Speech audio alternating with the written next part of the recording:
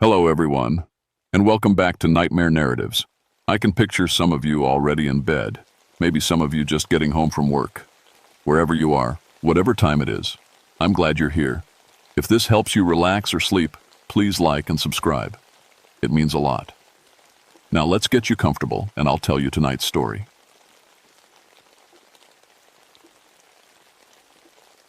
My name is Eleanor Hartwell, and I'm a folklorist. That means I study old stories people tell each other, especially the scary ones that get passed down through families. In 1973, I was 34 and working on my PhD at Georgetown University. My marriage had just fallen apart, and I threw myself into my research like a woman drowning throws herself at a life preserver. My colleagues thought I was wasting my time. Supernatural folklore, they'd say with those condescending smiles. Not very scientific, Eleanor. They wanted me to study something more respectable, more academic. But I believed those old stories mattered. I just didn't know how much. That's how I ended up in the Monongahela National Forest in West Virginia, looking for a place called Hendricks Hollow. The map showed it tucked away near Blackwater Falls, connected to the outside world by a single dirt road. Population 47. No phone service for 15 miles. It took me 3 days to find someone willing to guide me there. Jerry Winters was sitting on the porch of a general store in Davis, whittling a piece of pine and watching the road like he expected trouble. He was maybe 62, with hands that looked like tree roots and eyes the color of creek water. When I told him where I wanted to go, he stopped whittling. Hendricks Hollow? He tested the words, like they might bite him. What for? I'm documenting Appalachian oral traditions. The stories families tell about supernatural encounters. I've heard there are some interesting legends in the hollow. Jerry's knife stayed still. Ain't legends, miss. Ain't stories neither. I offered him $200. In 1973, that was serious money for a man who looked like he'd never seen the inside of a bank. But Jerry stared at that money for a long time before he took it. My wife ain't gonna like this, he said. Neither will my mother-in-law. Why not?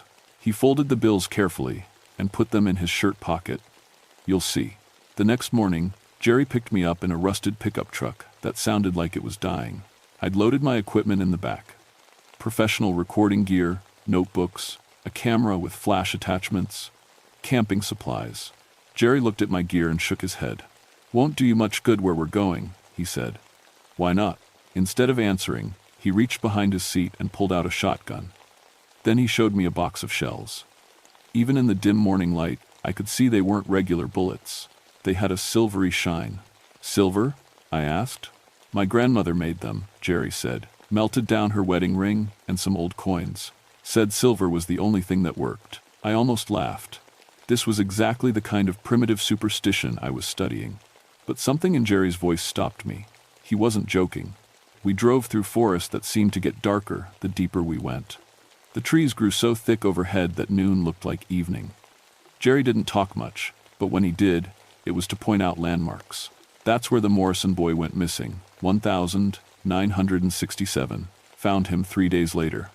He paused, found what was left of him. What happened? Same thing that always happens in the hollow. Boy got hungry. I wrote everything down. This was exactly the kind of local folklore I needed for my research. Stories about missing children were common in isolated mountain communities. Usually, they reflected real dangers. Wild animals, accidents, strangers passing through. But the supernatural elements interested me more. They showed how communities processed trauma, turned inexplicable loss into something they could understand and control. Jerry, I said, tell me about these hungry children. His hands tightened on the steering wheel. Ain't children no more. Ain't hungry for food, neither. We reached Hendricks Hollow as the sun was setting. It was smaller than I'd expected. Maybe a dozen houses scattered along a creek, with a tiny white church, and what might have been a general store. The houses looked old but well-maintained, with gardens and chicken coops and clotheslines. Normal, except for one thing. Every house had iron nails driven into the doorframes, not decorative nails. Thick, ugly railroad spikes hammered deep into the wood, and every yard was surrounded by a thin line of white salt, Jerry said when he saw me looking. Keeps things out. A woman came out of one of the houses as we parked. She was maybe 50, with graying hair and eyes that held too much knowledge. "Jeremiah Winters, what have you done?" she called. "Mabel, this is Dr. Hartwell. She's here to study our stories." Mabel Winters looked at me like I was carrying a disease. "Stories ain't for outsiders." "Ma'am, I'm a researcher. I'm documenting." "I know what you're documenting." Mabel's voice was flat. "Question is, do you know what you're really asking about?" An old woman appeared in Mabel's doorway. She had to be 80, bent over a wooden cane, but her eyes were sharp as broken glass. She looked at me for a long moment. "Martha," Jerry said, "this is the professor I told you about." Martha hobbled down the porch steps. When she reached me, she grabbed my wrist with fingers that felt like bird bones.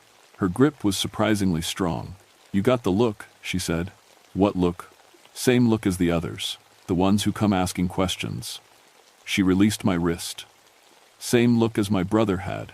Right before they took him, I spent that first evening going door to door, introducing myself and asking if anyone would share their family stories. Most people were polite but distant. A few slammed doors in my face. But some talked. And what they told me was remarkably consistent. The stories always involved children, always involved hunger, and always ended the same way.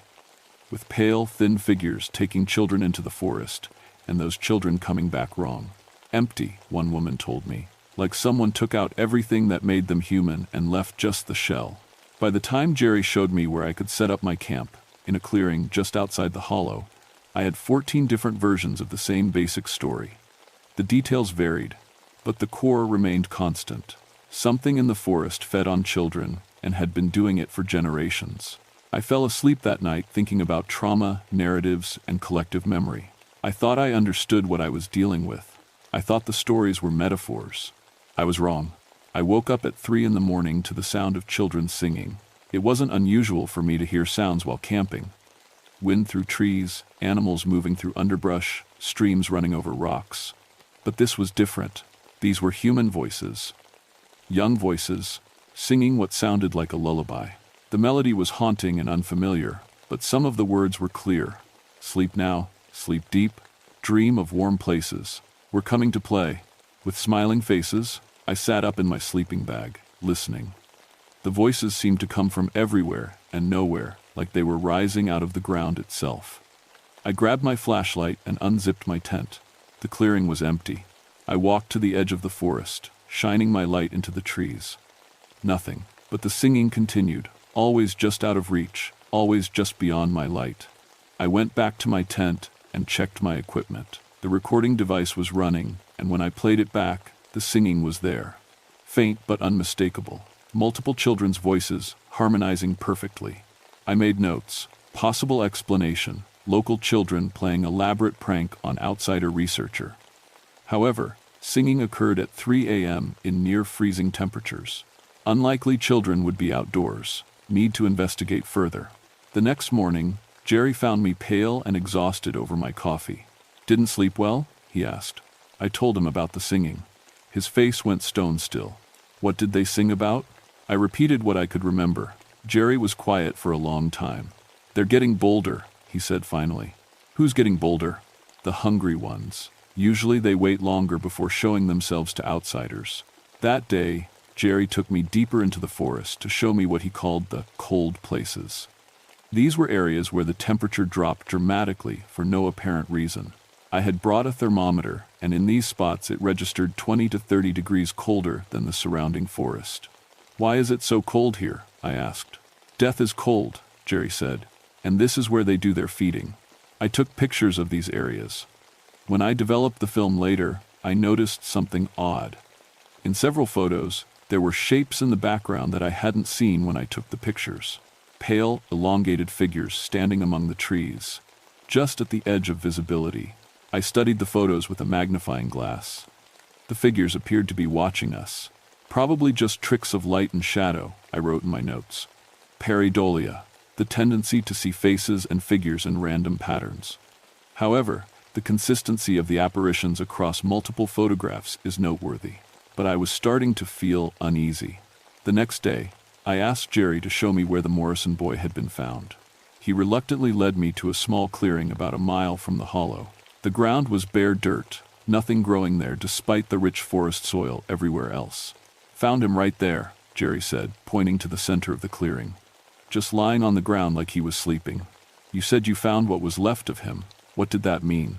Jerry was quiet for a long time. Boy was still breathing, eyes still open, even answered when you called his name. But there wasn't nothing left inside. Like something had drained out everything that made Tommy Morrison who he was. I knelt and examined the ground. There were objects half buried in the dirt, small things that looked out of place. I brushed away soil and found a child's marble, a hair ribbon, a small metal toy car. All looked old, but showed no signs of weathering. How long have these been here? I asked. Jerry looked at the items like they were poisonous snakes. Could be days, could be decades. Time works different in the cold places. That night, I woke again to singing. This time I was ready. I grabbed my recording equipment and followed the sound. It led me to the edge of the clearing, then into the forest itself. I pushed through undergrowth, following voices that always seemed just ahead of me. The forest grew darker as I went deeper. My flashlight beam seemed weak, like it was being absorbed by the darkness around me. But the singing grew stronger. And then I saw them. Children. Maybe 6 or 7 of them, standing in a circle in a small clearing. They were pale. Not just white skin, but pale all over, like they'd been drained of color. Their hair was white blonde, their clothes were white, even their eyes seemed colorless in my flashlight beam. They were singing the same lullaby I'd heard before. But up close, I could understand more of the words. Asterisk, new friend comes walking. Asterisk. Asterisk, new friend comes near. Asterisk. Asterisk. New friend has something. Asterisk. Asterisk. We want to hear. Asterisk. I fumbled with my recording equipment. This was it. Actual evidence of the children from the stories. But as I raised my camera, they turned to look at me. Their faces were wrong, not deformed exactly, but empty. Like someone had erased their personalities and left just the basic features. And when they smiled, their teeth looked too sharp. "Hello, teacher lady," one of them said. "We've been waiting for you." I tried to run. But somehow, no matter which direction I went, I ended up back in the clearing with the pale children. They giggled and clapped their hands like it was a game. "Don't run," said a little girl who couldn't have been more than 8. "We want to show you something special. Something just for teachers who ask too many questions." That's when Jerry appeared, crashing through the underbrush with his shotgun raised. The children scattered like mist, melting back into the forest so quickly I almost wondered if I'd imagined them. "Eleanor," Jerry grabbed my arm. "What are you doing out here?" I was following the singing. There were children. No children in these woods, not anymore. Jerry's face was grim. "What you saw were the empty ones, the ones they took and sent back." He led me back to my camp, but I couldn't stop shaking. Not from cold, from the memory of those empty faces, those 2 sharp smiles. "Jerry," I said as we walked, "what exactly are we dealing with here?" "Something that's been hungry for a very long time," he said. "Something that won't stop until it feeds." I lay in my tent the rest of the night, listening to my recordings. The children's voices were clear on the tape, but underneath them was something else. A deeper sound, like wind through caves. Like breathing, like something vast and patient waiting in the darkness. I was beginning to understand that whatever was happening in Hendricks Hollow, it wasn't folklore. It wasn't metaphor. It was real. And it had noticed me. The next morning, Martha was waiting for me at my campsite. The old woman had walked all the way from the hollow, leaning heavily on her cane, just to talk to me. "You met them last night," she said. It wasn't a question. I nodded. "My brother was the same age as you when it happened. Same kind of curiosity, same need to understand things that ought to be left alone." She sat down heavily on a fallen log. 1921. It was terrible cold winter, and people were desperate. But Joseph wouldn't listen to the warnings, kept saying the old stories were just superstition. What happened to him? They found him in the cold places, just like Jerry told you about the Morrison boy. Still alive, still breathing, still looked like Joseph.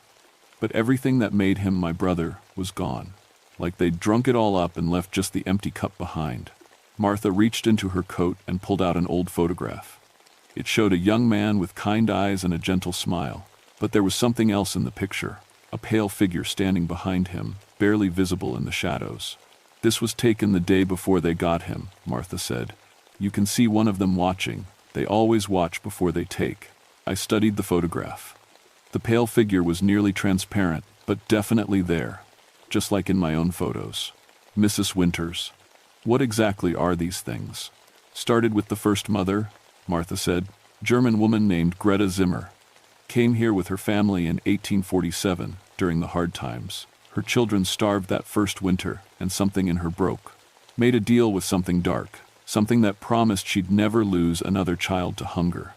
But the price was that she'd have to feed it other people's children instead. That's impossible. Martha laughed bitterly. Girl, you met them last night. You think impossible means anything anymore? She told me about the cave system that ran under the entire hollow, limestone tunnels that connected to a central chamber where Greta Zimmer still waited. The children I'd seen were her servants, empty shells she sent out to bring back fresh victims. Every month, when the moon goes dark, she gets hungry again. And every month, we lose someone if we're not careful. That afternoon, Jerry reluctantly agreed to show me the cave entrance. It was hidden behind a waterfall about 2 miles from the hollow, marked with warnings carved into the stone in old German script. What do they say? I asked. Jerry translated slowly. Here waits der Hungrige. The hungry one. Enter and feed her, or she will come to feed on you.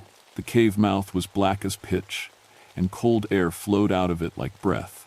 My thermometer read 43 degrees at the entrance, while the outside temperature was 72. I could hear sounds from deep inside, not quite human voices, but close enough to make my skin crawl. I need to go in there, I said. No, Jerry's voice was firm. Absolutely not. Jerry, I'm a researcher. This is what I do.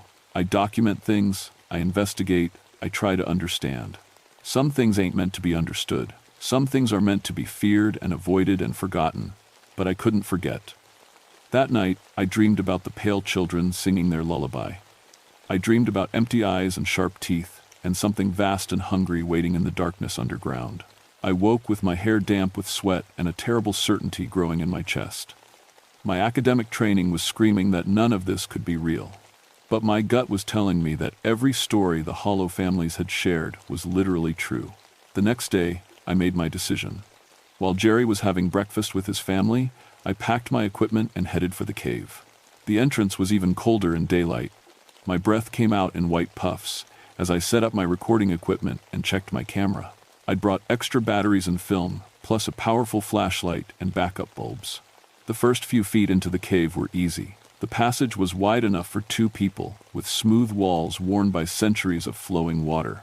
But as I went deeper, the tunnel began to branch and twist. My flashlight beam seemed to get weaker the further I went, like the darkness was drinking up the light.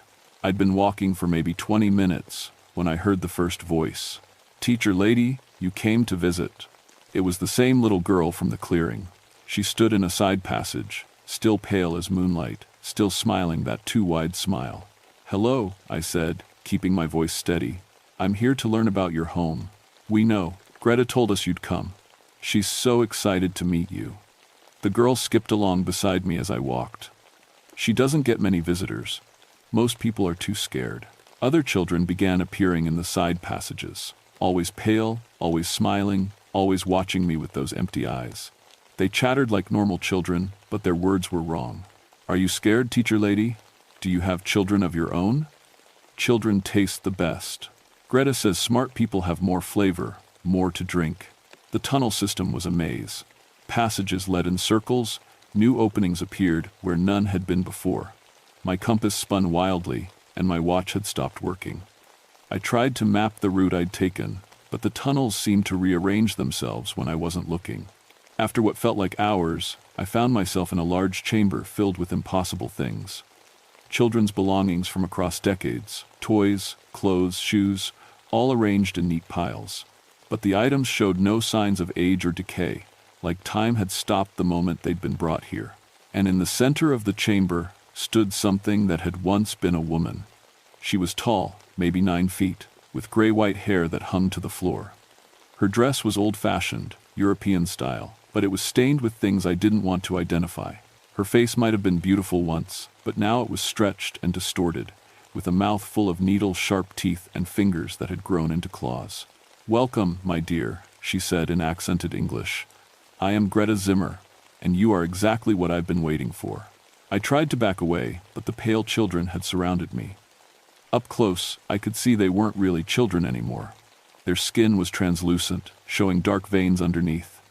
Their eyes were completely colorless, and when they breathed, no mist came out despite the cold. "You want to understand," Greta said, moving closer with each word. "You want to document and study and explain. But some hungers cannot be explained. They can only be fed." She told me her story as the empty children held me still, how she'd watched her babies starve during that first terrible winter, how she'd prayed to God and received no answer, how she'd finally prayed to something else, something that listened to desperate mothers and offered terrible solutions. "I was the first," she said, "but not the last. All through these mountains, there are mothers like me, mothers who chose hunger over loss, who chose to become monsters rather than watch their children die." She explained how it worked. The children were her extensions, empty vessels she filled with just enough stolen life to function. They went out during the dark moon to bring back fresh victims, preferably children, but adults would do when young ones were protected. And you, my dear academic, will do beautifully. Educated people always have so much life in them, so much curiosity and intelligence to savor. I felt something then, a pulling sensation, like energy being drained from my body. My vision blurred, my knees went weak. Looking down at my hands, I saw my skin beginning to wrinkle and my hair starting to gray. That's when Jerry arrived. He burst into the chamber with his shotgun blazing, silver bullets tearing through the empty children like tissue paper. They screamed and dissolved, their stolen life essence returning to whatever dark place it had come from. "Get away from her," Jerry shouted at Greta. The creature that had once been a mother laughed. "Jeremiah Winters, you've brought me so many meals over the years. Your own son was particularly sweet." Jerry went white. "That wasn't my choice." "No? Then why are you here now with another offering?" I realized the horrible truth. Jerry hadn't come to save me. He'd brought me here on purpose, just like he'd probably brought others before me. The guilt on his face confirmed everything. "I'm sorry, Eleanor," he whispered. "But she takes our children if we don't give her outsiders. And I can't lose another one." Greta smiled, showing all those needle teeth. "Such a good servant. But you should have told me she was a folklore expert. Someone who might actually understand the protective symbols." She gestured to the walls of the chamber. They were covered with carved symbols, Germanic protective runes and crosses, but most had been deliberately scratched out and defaced. Most, but not all. Behind Greta's throne of children's bones, I spotted a symbol that was still intact. A complex knotwork pattern that I recognized from my folklore studies. A binding rune designed to trap malevolent spirits. If I could reach it, if I could activate it somehow. "Jerry," I said quietly, "do you still have those silver bullets?" He nodded, not understanding. "I need you to shoot that symbol behind her, the one that's still whole." "What will that do?" "Maybe nothing. Maybe everything." I looked at him steadily. "But if we don't try, your son died for nothing. And every child she takes after this will be your fault." Jerry looked at his empty shotgun, then at Greta, then at me. For a moment, I thought he wouldn't do it. Then his jaw hardened. "For Tommy," he whispered, and fired. The silver bullet struck the binding rune with a sound like a bell tolling. The carved symbol flared with white light, and suddenly the whole chamber was filled with screaming. Greta Zimmer shrieked as chains of light wrapped around her, pulling her back toward the carved stone. The empty children collapsed like puppets with cut strings, and the cave itself began to shake, dust and rocks falling from the ceiling. "What did you do?" Greta snarled, fighting against the glowing bonds. "What your neighbors tried to do 130 years ago," I said, understanding flooding through me. "They knew what you'd become. They carved those protection symbols to contain you. But you've been scratching them out, one by one, breaking free, little by little. The binding rune was working, but I could see it wasn't strong enough. Not after being weakened by more than a century of neglect. Greta was already starting to break free, her claws tearing at the light chains. "Jerry, I need you to help me," I said. "How?" Your grandmother's silver. It's not just bullets, is it? She made other things. Jerry's hand went to his throat, where I now noticed a thin silver chain. My grandfather's cross. She blessed it with the old words. Give it to me. He pulled the chain over his head. The cross was small but heavy, carved with symbols that matched the ones on the cave walls.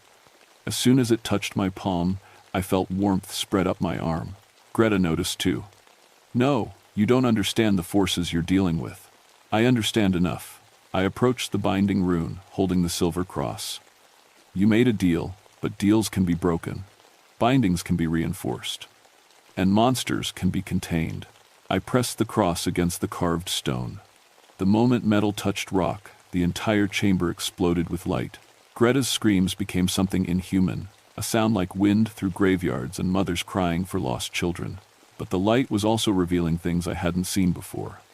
The chamber was much larger than I'd realized, filled with bones that weren't just from children, adult skeletons, still wearing the tattered remains of clothing from different decades. And carved into the walls, barely visible beneath centuries of grime, were more protective symbols. Jerry, look around you. Do you see the other carvings? He squinted in the blazing light. There's dozens of them, all along the walls. Your ancestors didn't just try to bind her.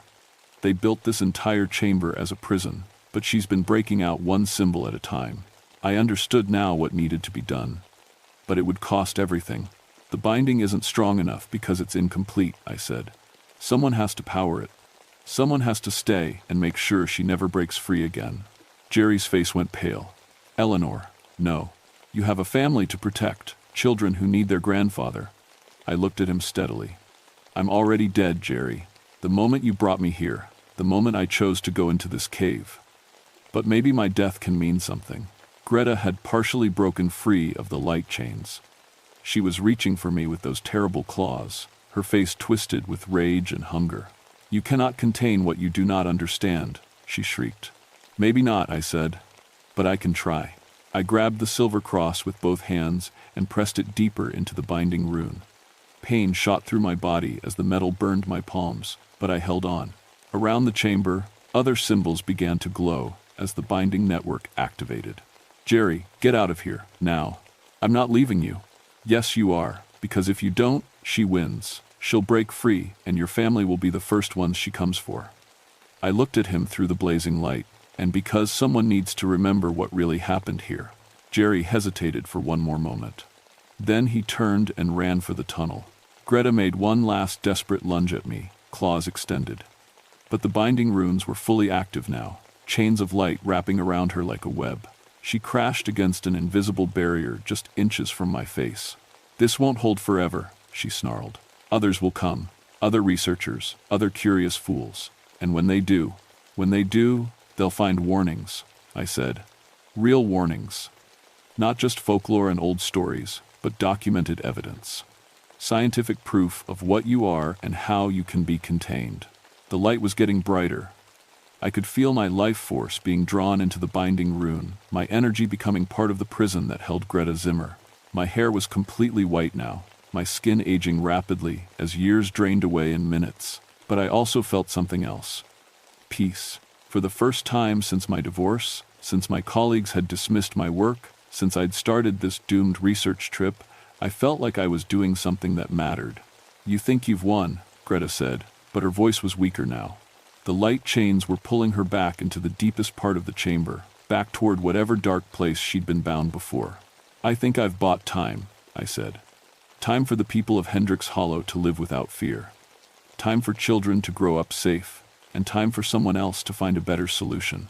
The binding rune pulsed one final time, and then the chamber went dark. Greta's screams cut off abruptly. The only sound was my own labored breathing and the distant drip of water somewhere in the tunnels. I was alone in the darkness, but I wasn't afraid. The binding was complete, powered by my life force and held in place by silver and faith and the desperate love of a community trying to protect its children.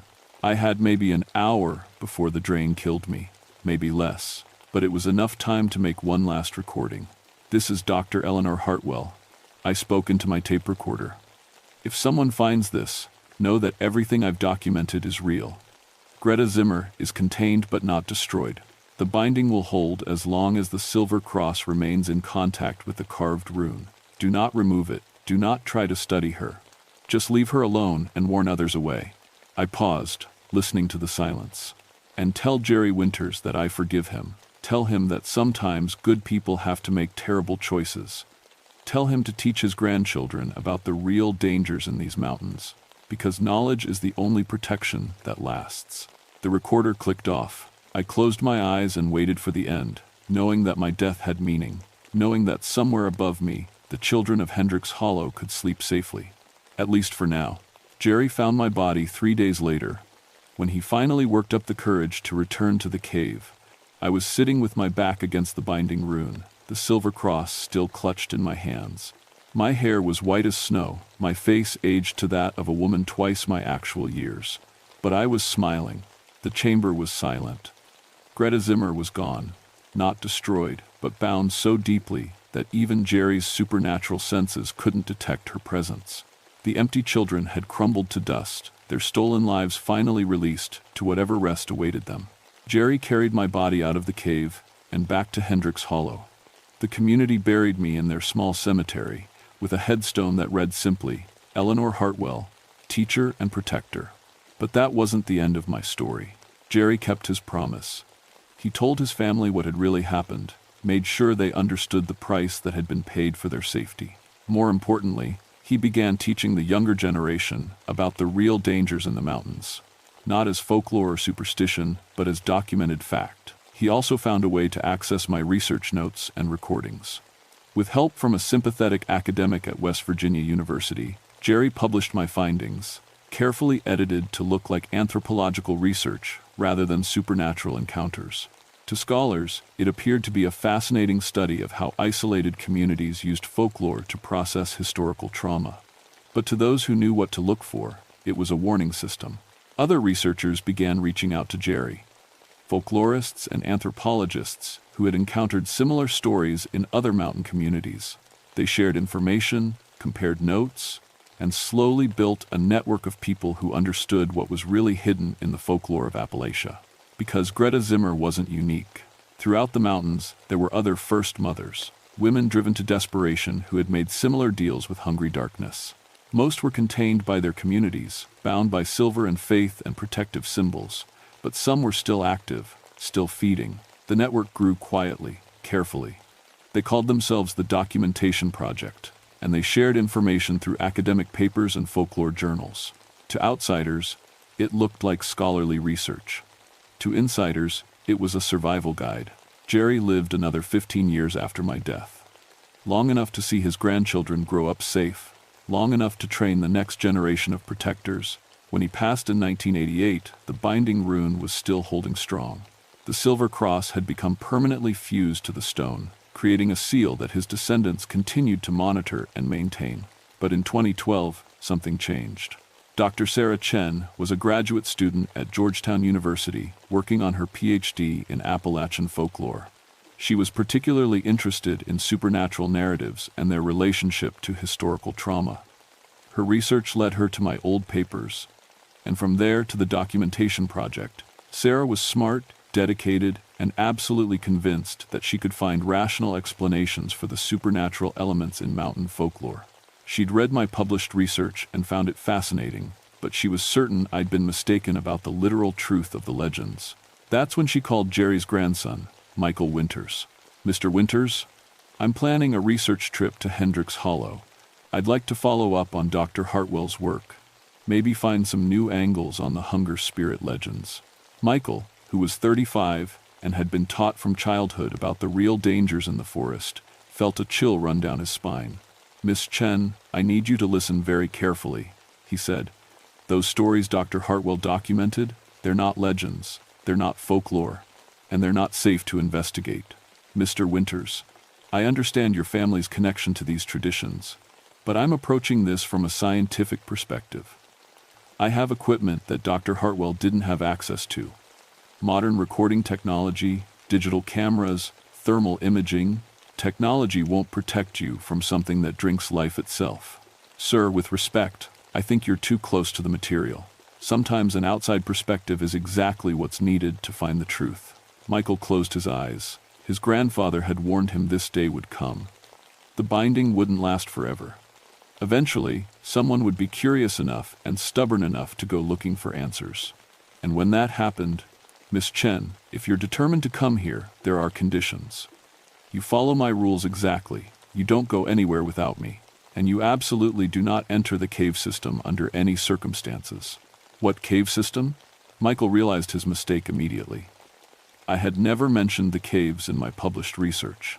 That information had been deliberately omitted to keep other researchers away. Mr. Winters, what cave system? And Michael understood, with the terrible clarity his grandfather had warned him about, that the cycle was starting again. Someone else was coming to Hendricks Hollow. Someone else who didn't believe in monsters until they met one. Someone else who might disturb a binding that had held strong for 40 years. In the darkness beneath the mountains, something that had once been a mother stirred in her ancient prison. The silver was still strong, the runes still glowing faintly, but bindings could weaken, curiosity could overcome caution, and hunger, true hunger, was patient. It could wait a little longer. After all, fresh meat was coming to visit.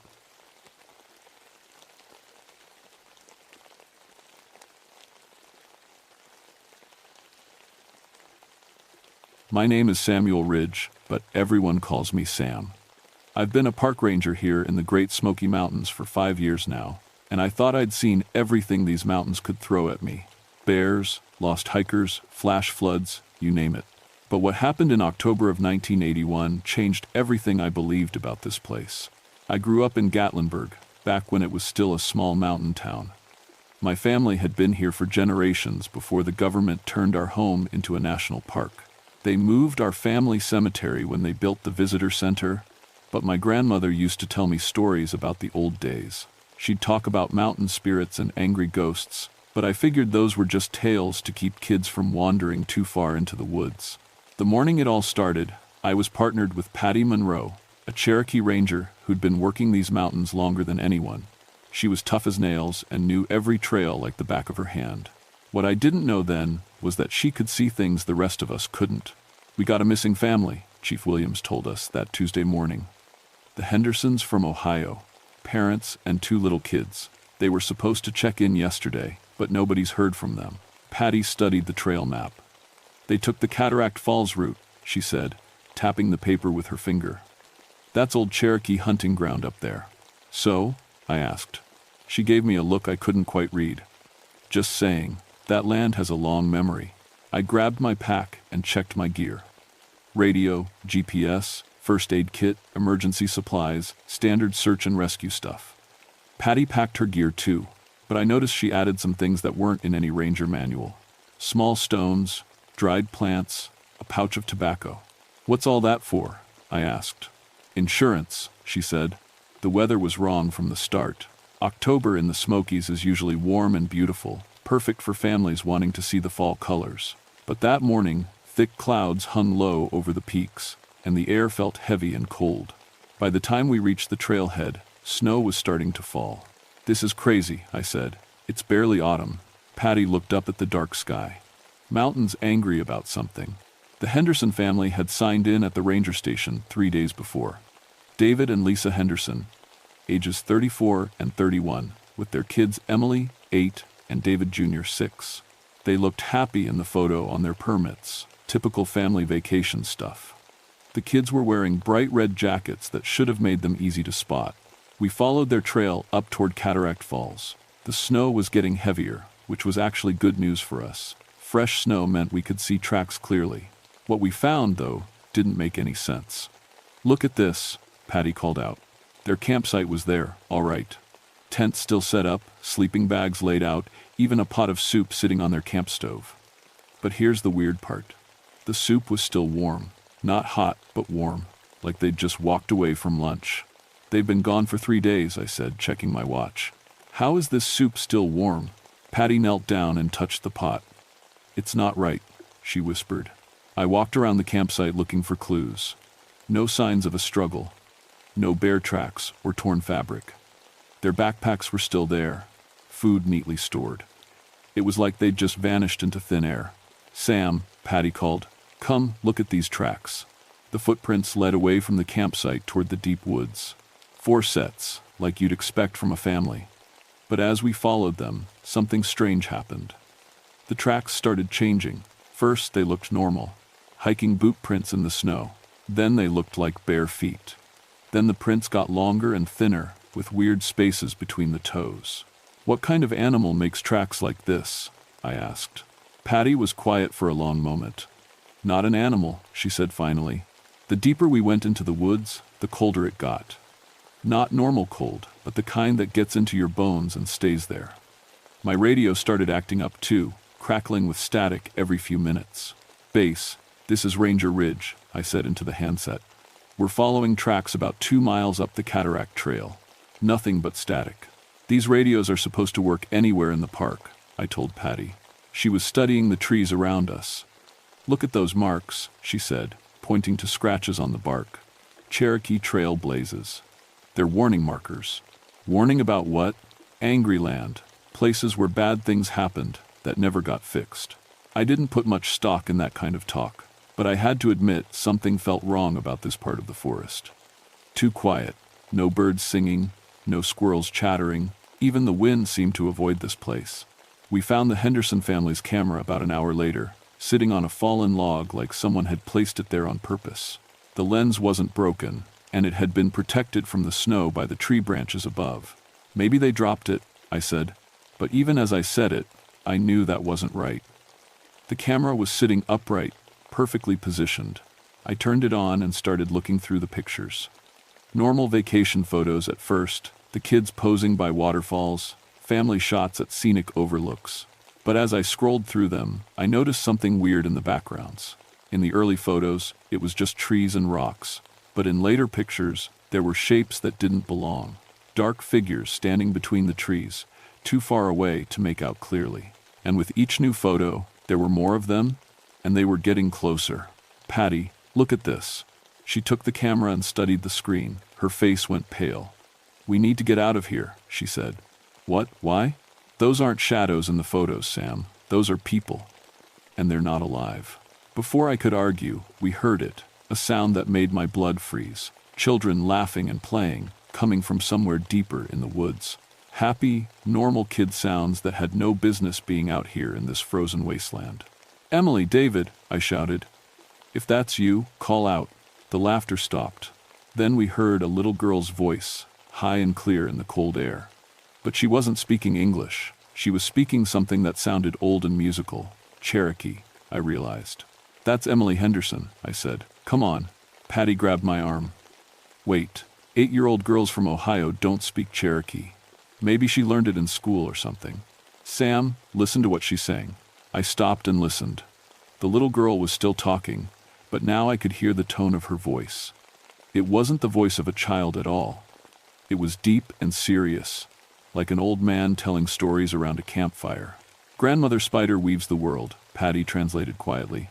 "The white faces come to steal the sacred places. The grandfathers are angry." I felt ice forming in my stomach. Kids don't talk like that. Cherokee kids from 1838 did.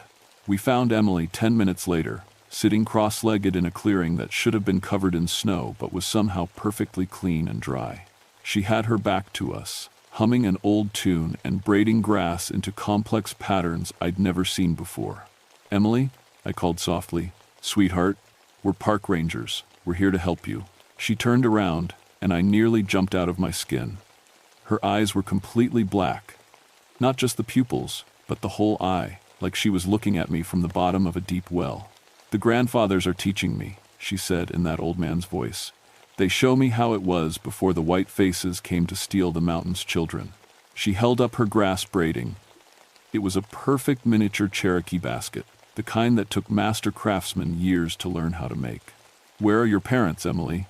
Where's your brother?" "Learning," she said. "The grandfathers have much to teach about the true history of this place." We tried to get Emily to come with us, but she wouldn't move from that clearing. Every time I reached for her, she'd look at me with those black eyes, and I'd feel like ice water was running through my veins. "We can't leave her here," I told Patty. "And we can't force her to come. Not when she's like this." "Like what, exactly?" Patty knelt down and spoke to Emily in Cherokee. The little girl answered back. but her voice kept changing, sometimes high like a child, sometimes deep like an old man, sometimes raspy like someone who'd smoked for 50 years. She says her teachers aren't finished with the lessons, Patty translated, and that her family is learning too, in different classrooms. Teachers? What teachers? Patty pointed to the trees around the clearing. I didn't see anything at first, but then my eyes started to adjust to the weird light filtering through the branches. There were people standing among the trees, dozens of them. Men, women, children, all wearing old-fashioned Cherokee clothes. They stood perfectly still, watching us with eyes that reflected the light like animal eyes in the dark. Jesus Christ, I whispered. They died on the Trail of Tears, Patty said. 1,838. Forced march to Oklahoma. Thousands died of cold, hunger, disease. The ones who didn't make it, some of them came back home. One of the Cherokee spirits stepped forward. He was an old man with white hair braided down his back, wearing traditional leather clothes. When he spoke, his voice came out of Emily's mouth. This land was stolen from us, Emily said, but in the old man's voice. Our graves were moved to make room for white man's roads. Our children were forbidden to speak our language. Now we teach the white children what they should have learned long ago. I tried to key my radio again, but it was completely dead.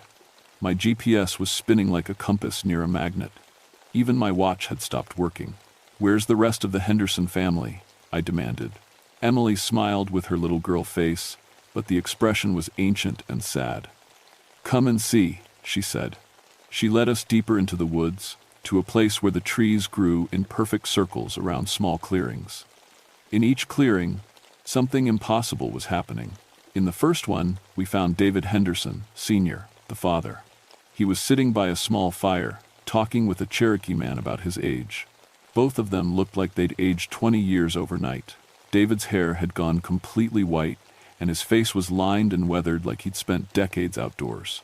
David, I called out, we're here to get you out. He looked at me with confused eyes. I'm sorry, do I know you? I've been here since, well, it must be 1,838 by now. Running Dog here has been teaching me about the old ways. The Cherokee man next to him flickered like a bad TV picture, there 1 second and gone the next. That's not possible, I said. You've only been missing 3 days. 3 days? David laughed, but it was a tired, broken sound. Son, I've been walking this trail for months. My feet have been bleeding for weeks. So many of us died along the way. Children, mostly. We couldn't keep them warm. In the second clearing, we found Lisa Henderson. She was weaving baskets with Cherokee women, singing work songs in a language she'd never learned. Her hands were rough and calloused like she'd been doing hard labor for years, and she was wearing a traditional Cherokee dress instead of her hiking clothes. Lisa, I shouted. What happened to you? She looked up at me with vacant eyes. I'm learning how to be a proper Cherokee wife, she said. Dancing Crow is teaching me to prepare food the old way, to preserve meat for the winter journey. The Cherokee woman beside her smiled, but her face was gaunt and hollow, like someone who'd starved to death. In the third clearing, we found little David Jr. He was the worst of all. The 6-year-old boy was gone, replaced by something that looked like him but moved wrong. His hair had darkened to black, and his features had shifted to look more Cherokee. He was practicing with a tiny bow and arrows, hitting targets with impossible accuracy. David, I called. He turned and spoke perfect Cherokee, words tumbling out faster than any child should be able to speak. Patty translated. He says his name is 2 Eagles now. He's learning to be a warrior. He needs to be strong for the long journey west. Journey? What journey? Journey? Emily, who had followed us, answered in her old man voice. The trail where they cried, the forced march that killed so many of our people. Your white families must learn what it was like. They must understand the price of taking sacred land. I was starting to panic. These weren't just missing people anymore. They were disappearing into something else entirely. And we were trapped in here with whatever was doing it to them. That's when I noticed the Cherokee spirits weren't just watching us anymore. They were moving closer, forming a circle around our little group. Men, women, children, all wearing the patient expressions of teachers waiting for class to begin. Patty, I whispered, I think we're next. The Cherokee spirits closed in around us, but they didn't attack. Instead, The old man who'd been speaking through Emily stepped forward and began talking directly to me in English. "Samuel Ridge," he said, and his voice was like wind through old trees. "Your family took Cherokee land for their cemetery. Your grandmother heard our voices trying to tell her the truth. That's impossible. My grandmother died when I was 12. She knew," another spirit said. This one a woman with silver hair. "She told you stories about mountain spirits because she could hear us crying in the night. We tried to warn her about what would happen if the sacred places were forgotten. Suddenly I was somewhere else. Not standing in a clearing in 1981, but walking on a muddy road in winter. Cherokee families all around me, carrying everything they owned on their backs. Children crying from hunger and cold. Old people falling down and not getting back up. I was seeing through Cherokee eyes, feeling what they felt. The soldiers on horses shouting orders. The long line of people stretching for miles ahead and behind. The smell of sickness and death. This is what your government did to us," the old man's voice said. 16,000 Cherokee forced to walk 1,000 miles in winter. 4,000 died on the trail. Children, elders, mothers with babies. I watched a little girl about Emily's age collapse in the snow and not get up again. Her mother tried to carry her, but the soldiers wouldn't stop the march.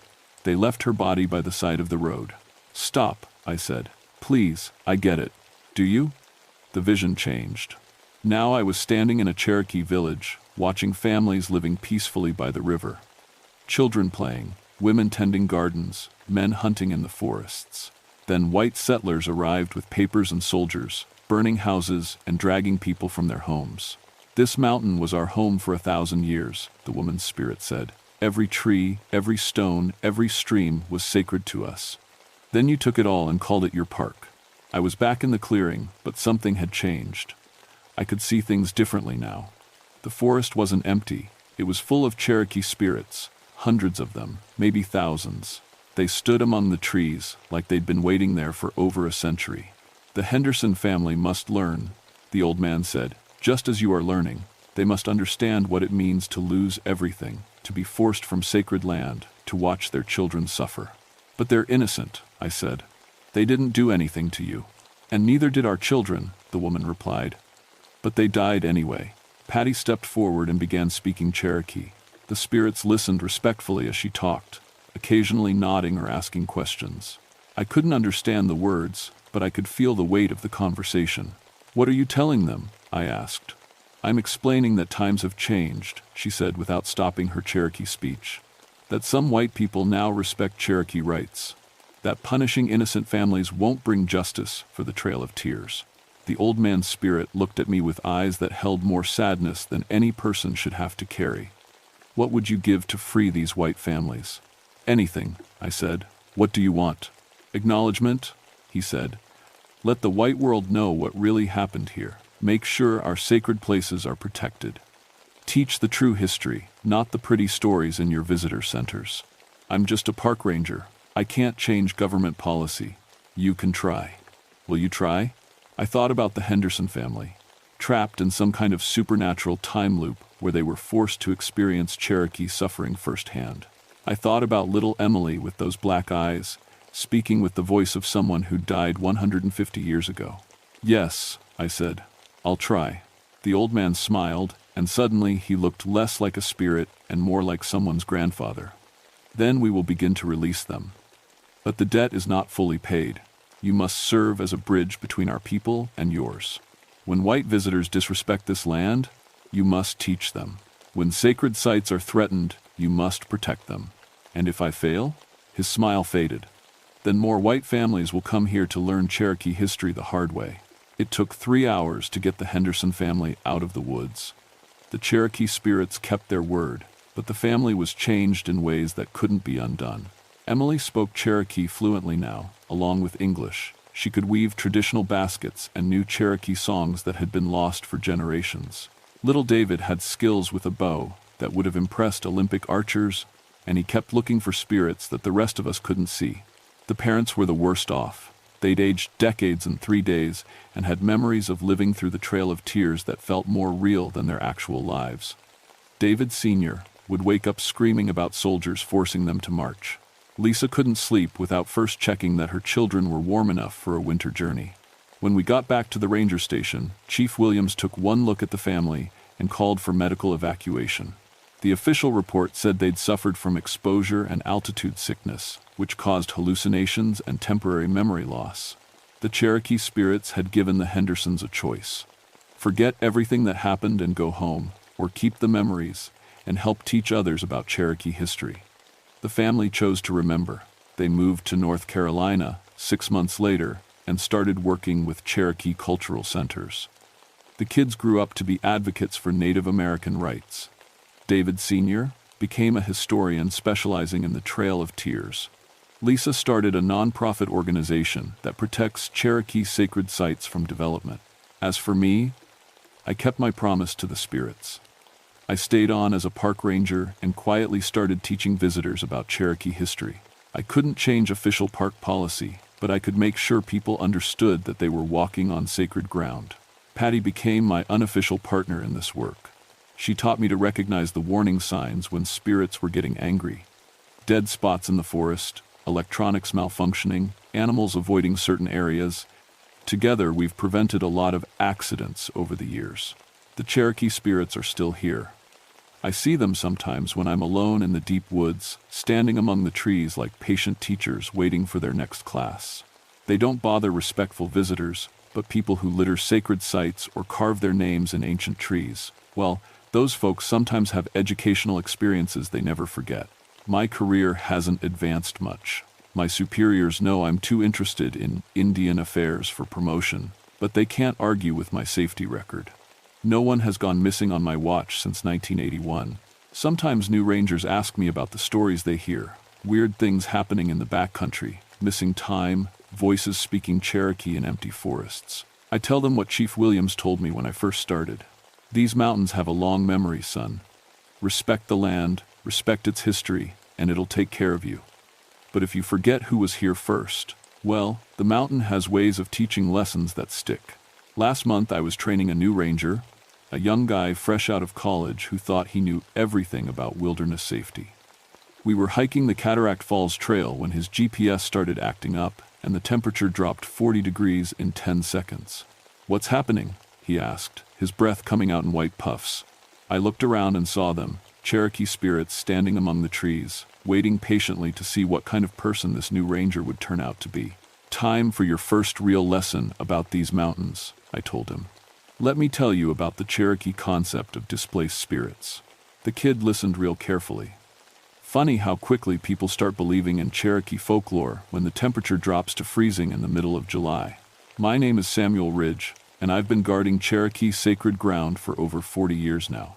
Some folks think that makes me crazy, but I've never lost another family to the mountain's memory, and I never will.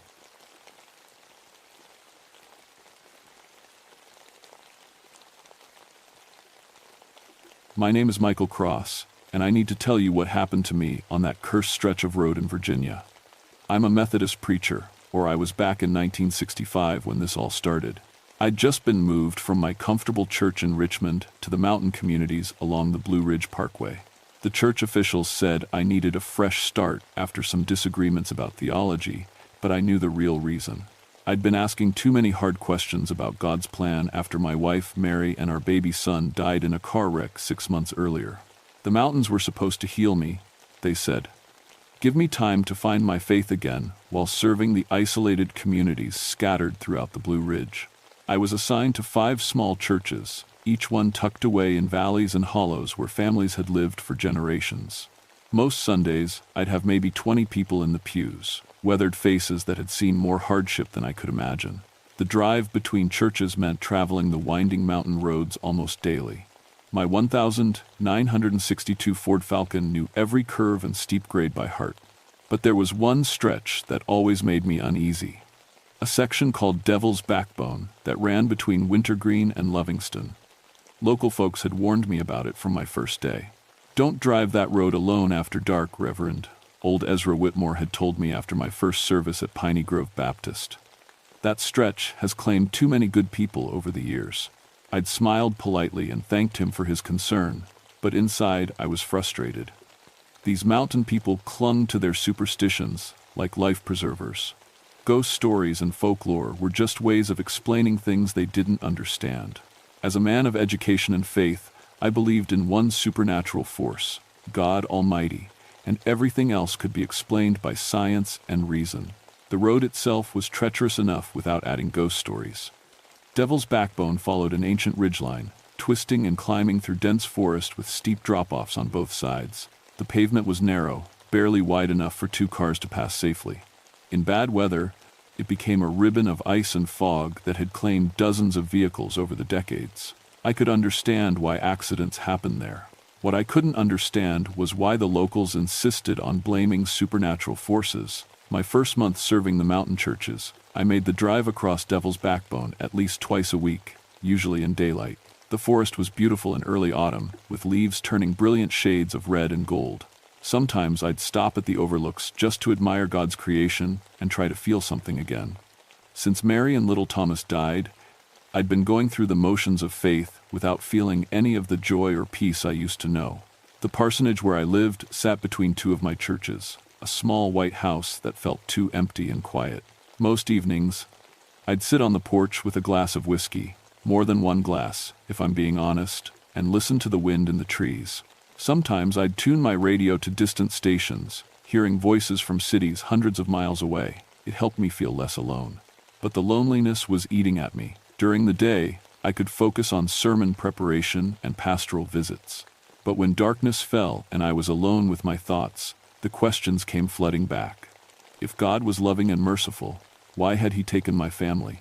What was His plan for a broken preacher who could barely comfort himself, much less his congregation? It was on a Thursday evening in late September when I first noticed something wasn't right. I'd spent the afternoon at Mount Zion Methodist, one of my smaller congregations, visiting with Mrs. Henderson, whose husband was dying of lung cancer. By the time I finished praying with them and sharing supper, the sun was setting behind the mountains. I should have stayed the night, but I had an early meeting the next morning at another church, so I decided to make the drive home. The first part of the journey was routine. My headlights cut through the growing darkness as I wound down the mountain roads. But as I approached Devil's Backbone, something felt different. The radio, which had been playing gospel music from a Roanoke station, suddenly filled with static. I reached to adjust the dial, but before I could touch it, the static cleared and I heard voices. "Can't see the road ahead. Jesus, Mary, somebody help us." It was a man's voice, desperate and panicked, but the quality was wrong somehow. It sounded distant and hollow, like an old recording played through a broken speaker. I stopped the car at the side of the road and listened, but the voices faded back into static. Probably just picking up some radio drama from a distant station, I told myself. The mountains could do strange things to radio signals. I drove on, but the feeling of wrongness grew stronger as I climbed toward the Devil's Backbone ridgeline. The temperature seemed to drop suddenly. My breath started fogging in the car, even though the heater was running full blast. I checked the gauge. The engine was running normally, nice and warm, but inside the car felt like a cold winter morning. Then I saw the mile marker, 13.6. I'd passed it dozens of times before and never paid attention, but tonight it seemed to glow in my headlights like a gravestone. And that's when my engine started coughing. The Ford had been running perfectly all day, but now it was sputtering and jerking like it was running out of gas. I pressed the accelerator, but the engine only coughed harder. Steam started rising from under the hood. I pulled over at the widest spot I could find and turned on my emergency flashers. When I got out to check the engine, the silence hit me like a physical thing. No crickets chirping, no owls hooting, no wind in the trees, nothing. Even the sound of my own breathing seemed muffled and strange. I lifted the hood and checked what I could see by flashlight. The radiator wasn't overheating, the belts looked fine, everything appeared normal. I was reaching for the radiator cap when I heard footsteps on the gravel behind me. "Car trouble, Reverend?" I spun around and saw a man standing about 10 feet away. He was wearing a dark coat and hat that looked old-fashioned, maybe from the 1,930 seconds, or 1,940 seconds. His face was pale in the moonlight, and he had a strange, sad smile. "Yes, sir," I said, trying to keep my voice steady. "Engine just started acting up.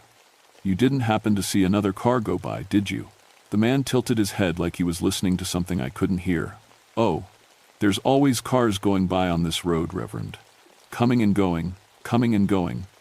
Most of them never make it to where they're headed. Something about his voice made my skin crawl. It had the same hollow, distant quality as the voice on the radio. I took a step back toward my car. "Well, I appreciate you stopping, but I think I can manage." "You're the new preacher, aren't you?" the man interrupted. "The one who lost his family. Terrible thing, losing the ones you love. Makes a man question everything he believes in." I hadn't told anyone in these mountains about Mary and Thomas. The church officials might have mentioned I was recently widowed, but not the details. How could this stranger know? "I should get going," I said, backing toward the driver's door. "Thank you for your concern." "Oh, you can't leave yet, Reverend. Your wife is waiting." I froze. "What did you say?"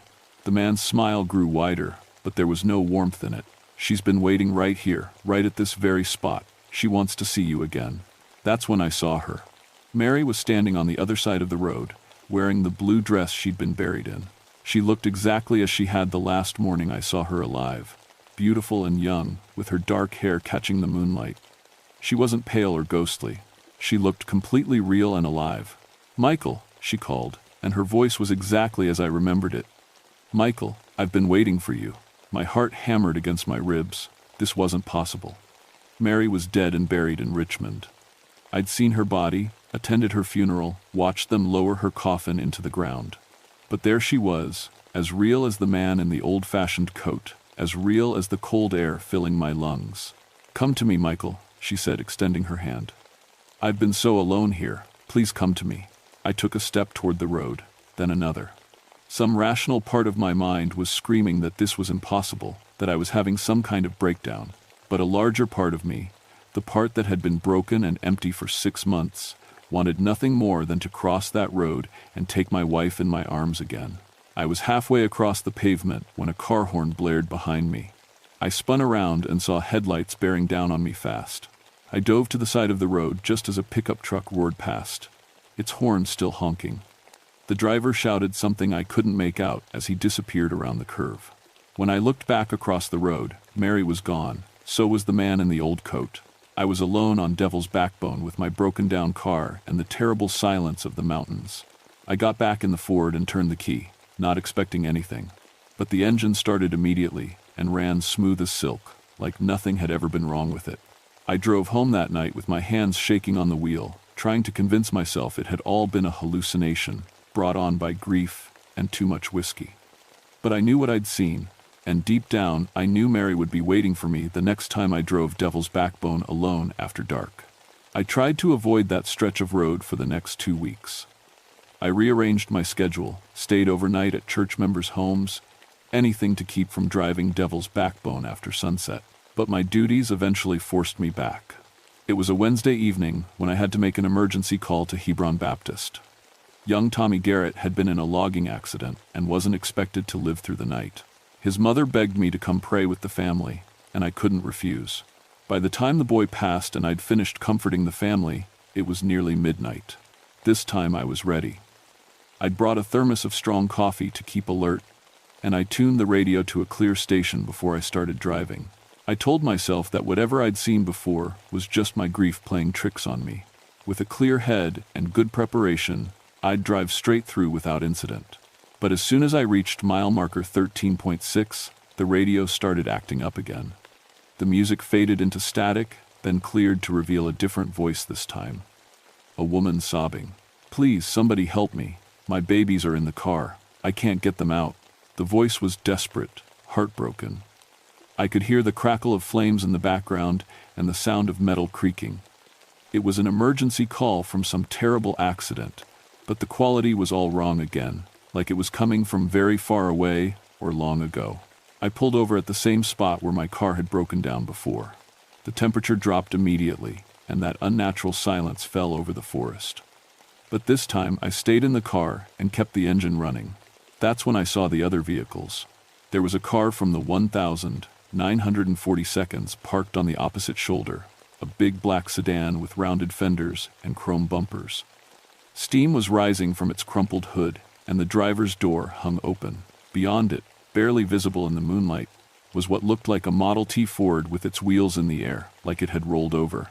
And walking between them were the people, The man in the old coat was there again, along with a woman in a 1,920 dress, holding the hand of a small child. There were others too, a Confederate soldier missing half his face, a man in buckskins, who might have been from pioneer times, more people in clothing from different eras, all standing along the roadside like they were waiting for something. They all turned to look at my car when I pulled over, and they all had the same expression, a mixture of sadness and desperate hunger.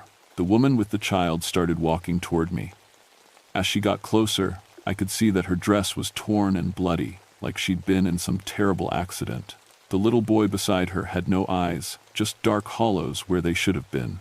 She tapped on my passenger window with fingers that left no condensation on the cold glass. "Please," she said, and I could hear her voice clearly, even through the closed window. "Please help us. We've been waiting so long. We just want to go home." More of them started approaching the car. The Confederate soldier dragged one foot behind him, leaving a trail of something dark on the pavement. The man in buckskins had an arrow shaft protruding from his chest. They all moved with that same strange, gliding walk, like they were floating just above the ground. I threw the car into drive and hit the accelerator. The Ford leaped forward, and I heard something that might have been screaming or wind through the trees. In my rearview mirror, I could see them all standing in the road, watching me go. But the worst part was what I heard on the radio as I drove away. It was my own voice, panicked and desperate. "Can't see the road ahead. Jesus, Mary, somebody help us." It was the same voice I'd heard that first night, and I realized with cold certainty that it was me speaking, but not me yet. It was me from some future moment when I'd be the one calling for help on Devil's Backbone, when I'd be the one having an accident on that cursed stretch of road. I drove straight to Ezra Whitmore's house and pounded on his door until he answered. The old man took one look at my face and invited me in for coffee and whiskey. "You've seen them, haven't you?" he said quietly. "The ones who didn't make it off the road." I told him everything, Mary's appearance, the man in the old coat, the voices on the radio, all of it. Ezra listened without interruption, nodding occasionally like none of this surprised him. "My family's been living in these mountains for over 200 years, he said when I finished. "We've known about that section of road for generations. The Cherokee called it the Trail of Sorrows, long before any white man ever saw it. There's been death on that ridge since before recorded history." "But what are they?" I asked. "Are they really the spirits of accident victims?" Ezra was quiet for a long moment, staring into his coffee cup. "My grandmother used to say that some places are like wounds in the world, spots where the barrier between life and death gets thin. Devil's Backbone is one of those places. The spirits there, they're not exactly ghosts and they're not exactly demons. There's something caught in between. What do they want? Company," he said simply. "They've been alone on that road for so long, some of them for centuries. They want others to join them, to share in their eternal waiting." "And my wife? Was that really Mary I saw?" Ezra's expression grew sad and troubled. "Son, I don't know. But I'll tell you this. Whatever you saw wearing your wife's face, it knew exactly how to hurt you the most. That's not love. That's something else entirely. We talked until dawn, and Ezra taught me some of the old mountain ways of protection. Iron nails in my pockets, salt across the threshold, prayers that his family had passed down for generations. But as I drove home in the morning light, I couldn't shake the feeling that whatever was waiting on Devil's Backbone was more powerful than folk remedies and old wives' tales. And I knew it wasn't finished with me yet. For 3 weeks after my talk with Ezra, I managed to avoid Devil's Backbone entirely. I took longer routes, stayed overnight when necessary, did everything I could to keep away from mile marker 13.6, but the pull was getting stronger. I started dreaming about Mary every night. In the dreams, she was always standing on that dark road, calling for me to join her. She looked so real, so alive, that I'd wake up expecting to find her beside me in bed. The disappointment of finding myself alone was crushing. During the day, I found myself thinking about the road constantly. I'd catch myself driving in that direction without realizing it, like my hands were steering the car on their own. Twice, I had to turn around at the last minute, fighting against a compulsion that felt stronger than my own will. My congregation started noticing changes in me. I was losing weight, drinking more, and my sermons had taken on dark themes of death and eternal separation. Mrs. Henderson mentioned that I looked haunted, and she wasn't wrong. The breaking point came on a Sunday night in late October. I'd just finished evening service at Mount Calvary Baptist when one of the church members, Sarah Collins, asked me to drive her home. Her husband was out of town, and their car was in the shop. I couldn't refuse without seeming rude, but her house was on the other side of Devil's Backbone. I told myself it would be different with another person in the car. Whatever was waiting on that road seemed to prefer solitary travelers. Sarah chatted pleasantly as we drove, talking about her grandchildren and the church's upcoming harvest festival. Her presence was comforting, and for the first time in weeks, I felt almost normal as we approached the cursed stretch of road. But as we reached mile marker 13.6, Sarah suddenly stopped talking. I glanced over at her and felt my blood turn to ice. Sarah was gone. The passenger seat was empty, even though I could have sworn she'd been talking just seconds before. I hit the brakes and pulled over, calling her name. But when I got out to look for her, there was no sign that she'd ever been in the car. Even her purse was gone, and there was no depression in the seat where she'd been sitting. That's when I heard the laughter. It was coming from the woods on both sides of the road. Not just one voice, but many voices laughing together. The sound was cruel and mocking, like they were enjoying some terrible joke at my expense. "Did you really think you could avoid us, Reverend?" The voice belonged to the man in the old coat. He stepped out of the tree line, followed by the woman with the child, the Confederate soldier, and dozens of others. They looked more solid now, more real than before. "Where's Sarah?" I demanded. "What did you do with her?" "Sarah Collins?" The man tilted his head with that same eerie smile. "Oh, Reverend, there hasn't been anyone named Sarah Collins in these parts for over 40 years. She died in a car accident right here at mile marker 13.6 inches, 1,923. My mind reeled. That was impossible. I'd just been talking to Sarah, an elderly woman with gray hair and a kind smile. She'd mentioned her grandchildren by name, talked about events happening in the church right now. "You're lying," I said, but even as the words left my mouth, I remembered something that chilled me. When Sarah had talked about the harvest festival, she'd mentioned people who'd been dead for years, spoken about them as if they were still alive. "We don't lie, Reverend," the man said. "We don't need to. The truth is so much more frightening, don't you think?" They started moving closer, surrounding me in a loose circle. Up close, I could see that none of them were completely solid. Moonlight seemed to pass through them in places, and their feet made no sound on the gravel. "What are you?" I whispered. "We're the same thing you're going to become," said the woman with the child. "The same thing everyone becomes, who stays too long on this road. We're the lost ones, the forgotten ones, the ones who couldn't find their way home." "But I'm not dead," I said. "I'm still alive." "Are you?" The Confederate soldier spoke for the first time, his voice like wind through dry leaves. "When did you last feel truly alive, Reverend? When did you last feel joy, or hope, or anything other than the cold emptiness inside you?" I couldn't answer. Since Mary and Thomas died, I'd been going through the motions of living without actually feeling alive. Each day was just something to endure until the next one came. "You see?" the man in the coat said. "You're already more like us than like the living. That's why you can see us, why you can hear our voices. That's why the road keeps calling you back." That's when I saw her again. Mary emerged from the shadows at the edge of the circle, still wearing that blue dress, still looking exactly as she had in life. "Michael," she said, and her voice was soft and loving. "I've been waiting for you for so long. Why won't you come to me?" Every fiber of my being wanted to go to her, to take her in my arms and never let go. But something Ezra had said came back to me. "Whatever you saw wearing your wife's face, it knew exactly how to hurt you the most." "You're not Mary," I said, though saying the words felt like tearing my heart out. The thing wearing Mary's face tilted its head, and for just a moment, its expression changed. The loving smile became something cold and predatory. "Of course I'm Mary," it said. "I'm your wife, your beloved, the one you failed to save." "No," I said, backing away. "Mary would never blame me for what happened. Mary would never try to hurt me. Wouldn't I?" The thing's voice was changing, becoming harsher, more guttural. "You were supposed to pick us up from my mother's house that day, remember? But you were too busy with your precious sermon to come get us. So we had to drive home in the storm, and we died because you weren't there." The guilt hit me like a physical blow. It was true. I had been supposed to pick them up, but I'd been working on my sermon and told Mary to drive herself. If I'd done what I was supposed to do, they'd still be alive. "You killed us, Michael," the thing said, and now its face was shifting, becoming something horrible and twisted. "You killed your own family through your selfishness and pride." I fell to my knees in the gravel, overwhelmed by grief and guilt. The thing was right. It was all my fault.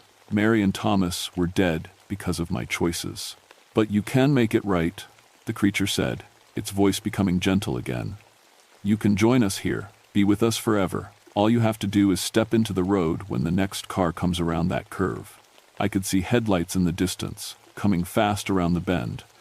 The thing wearing Mary's face extended its hand to me. "Come home, Michael. Come home to us." I reached for its hand, ready to end the pain and guilt and join my family in whatever dark eternity waited on Devil's Backbone. But just as my fingers were about to touch its, I heard another voice.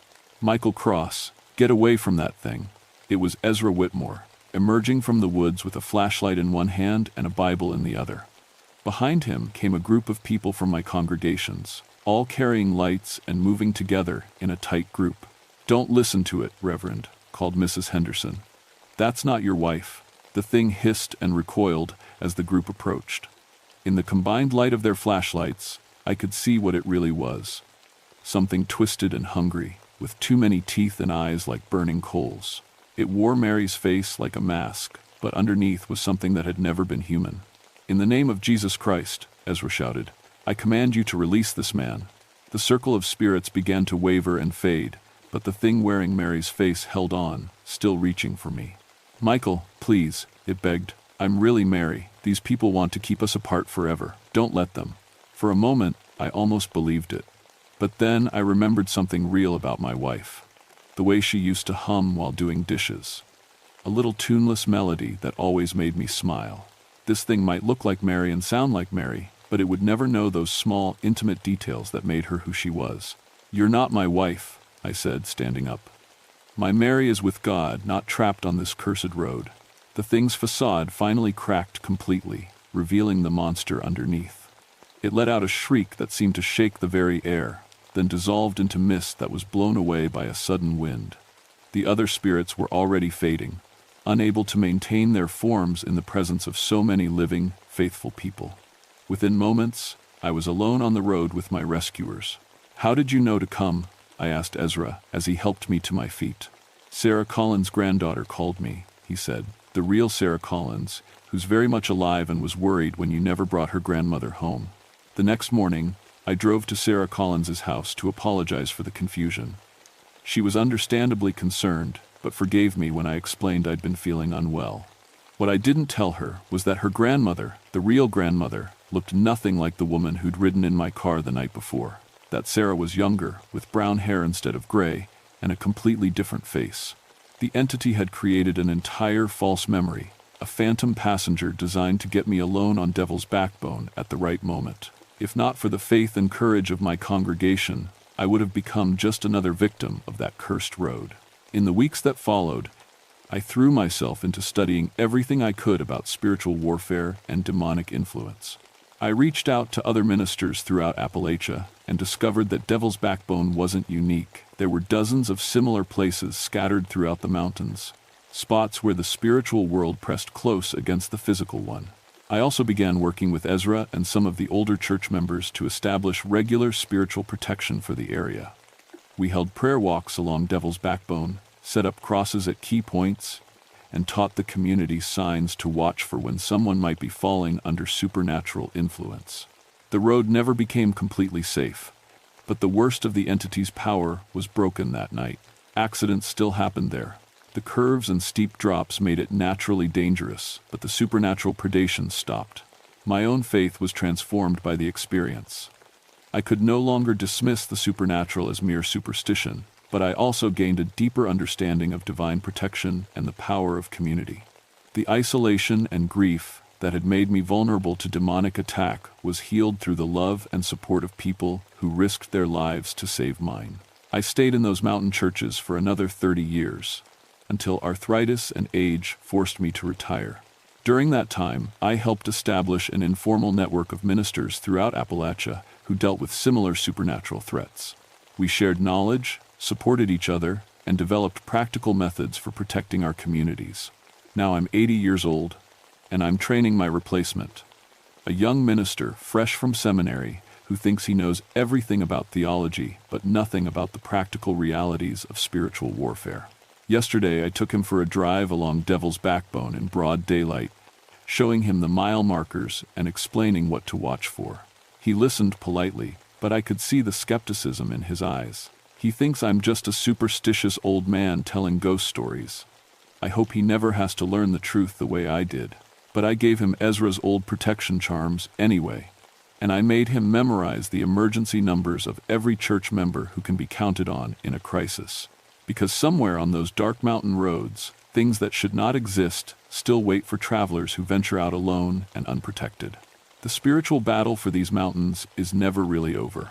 It just passes from one generation to the next, carried by those who understand that faith without wisdom is vulnerability, and that some roads are more dangerous than they appear. Last week, I heard that a new minister was being transferred to serve some of the more remote churches up near Shenandoah. He'll be driving those mountain roads at all hours, serving communities that most people have never heard of. I think I'll pay him a visit next month, share some coffee, and conversation about the practical realities of mountain ministry. Because if 30 years of serving these communities has taught me anything, it's that preparation and community support can mean the difference between going home safe and becoming another voice calling for help on the radio of the Devil's Backbone. The road is still out there, winding through the mountains under the dark sky, and it's still hungry.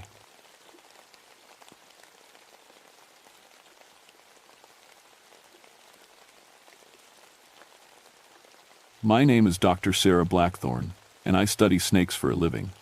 Most people think that's pretty weird, but I've always loved reptiles. There's something honest about them. They don't lie or pretend to be something they're not. In the summer of 1989, I got a grant to study timber rattlesnakes in Shenandoah National Park. These snakes were disappearing, and nobody knew why. My job was to find out what was happening to them before they were all gone. I packed my truck with GPS tracking equipment, camping gear, and snake handling tools.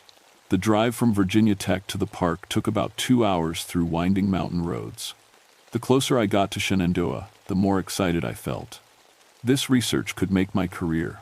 My guide was Bob Mountaineer, a park naturalist whose family had lived in these mountains for generations. Bob was in his 50s, with weathered hands and kind eyes that seemed to see everything. When we first met at the park office, he looked at my fancy equipment and shook his head. "You sure you want to go up to Old Rag Mountain?" he asked. "That area's different." "Different how?" I pulled out my maps and spread them across his desk. Old Rag was perfect for my study, rocky outcrops where snakes like to make their dens, far from hiking trails. Bob traced the mountain outline with his finger. "My grandfather used to tell stories about that place, said there were things up there that weren't quite natural." I laughed. "You mean like really big snakes? I bet people just see a normal rattlesnake and think it's huge because they're scared." "Maybe." Bob didn't look convinced. But my grandfather wasn't the type to make up stories. The next morning, we hiked up the mountain with my equipment. The forest felt thick and quiet, like it was holding its breath. Old Rag Mountain was beautiful in a wild way. Massive boulders scattered between tall trees, hidden caves, and rocky ledges that went on for miles. I spent the first week catching timber rattlesnakes and fitting them with tiny GPS collars. The snakes were beautiful. Brown and tan patterns that helped them blend with the rocks. Each one got a number and a radio tracker so I could follow where they went. But something was wrong from the start. The snakes weren't acting normal. Timber rattlesnakes usually stay in their own territory, but mine kept moving toward the same area, a cluster of big rocks about a mile from our camp. They moved together, like they were following some kind of plan. "That's not how snakes think," I told Bob one evening as we looked at the GPS data. "They're supposed to be loners." Bob stirred the campfire with a stick. "What if they're not making the decisions?" "What do you mean? What if something else is calling them?" I rolled my eyes. "Snakes don't have pack leaders, Bob. They're not wolves." But that night, I heard something that made me wonder. It was a sound like wind through rocks, but deeper.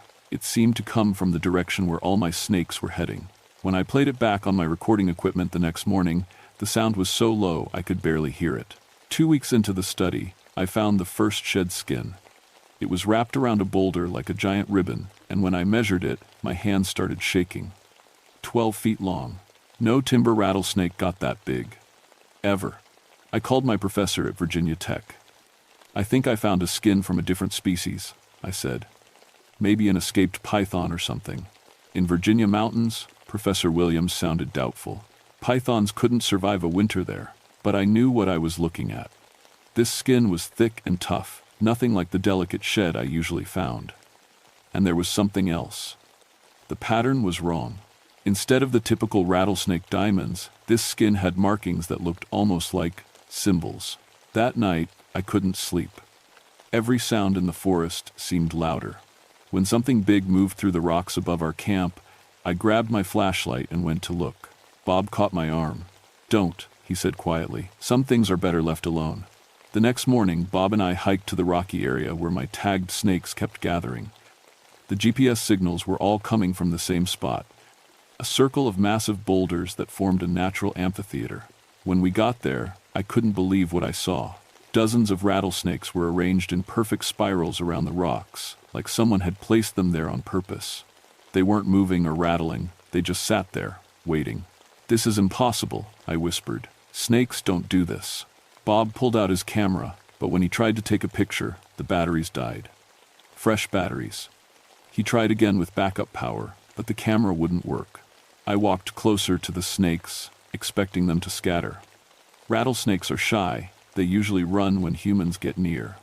But these snakes ignored me completely. They were all facing the center of the circle, toward a crack in the largest boulder.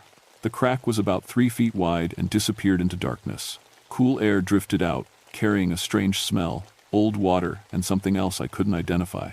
I knelt down and shined my flashlight inside. The tunnel went back farther than my light could reach. The walls were smooth, like something had carved them, but the marks weren't made by water or wind. They looked like scratches, really big scratches. "Sarah." Bob's voice was tight. "We should go." I looked up and saw what had spooked him. The snakes were moving. All of them, at the same time. They slithered toward us in perfect lines, not aggressive, but definitely purposeful. It was like watching a well-trained army. We backed away slowly. The snakes followed us to the edge of their circle, then stopped. They formed a line across the rocks and just watched us leave. That evening, I tried to make sense of what I'd seen. I drew diagrams and wrote notes, but nothing explained how wild snakes could organize themselves like that.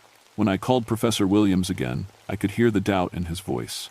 "Are you sure you're not seeing normal behavior and interpreting it wrong?" he asked.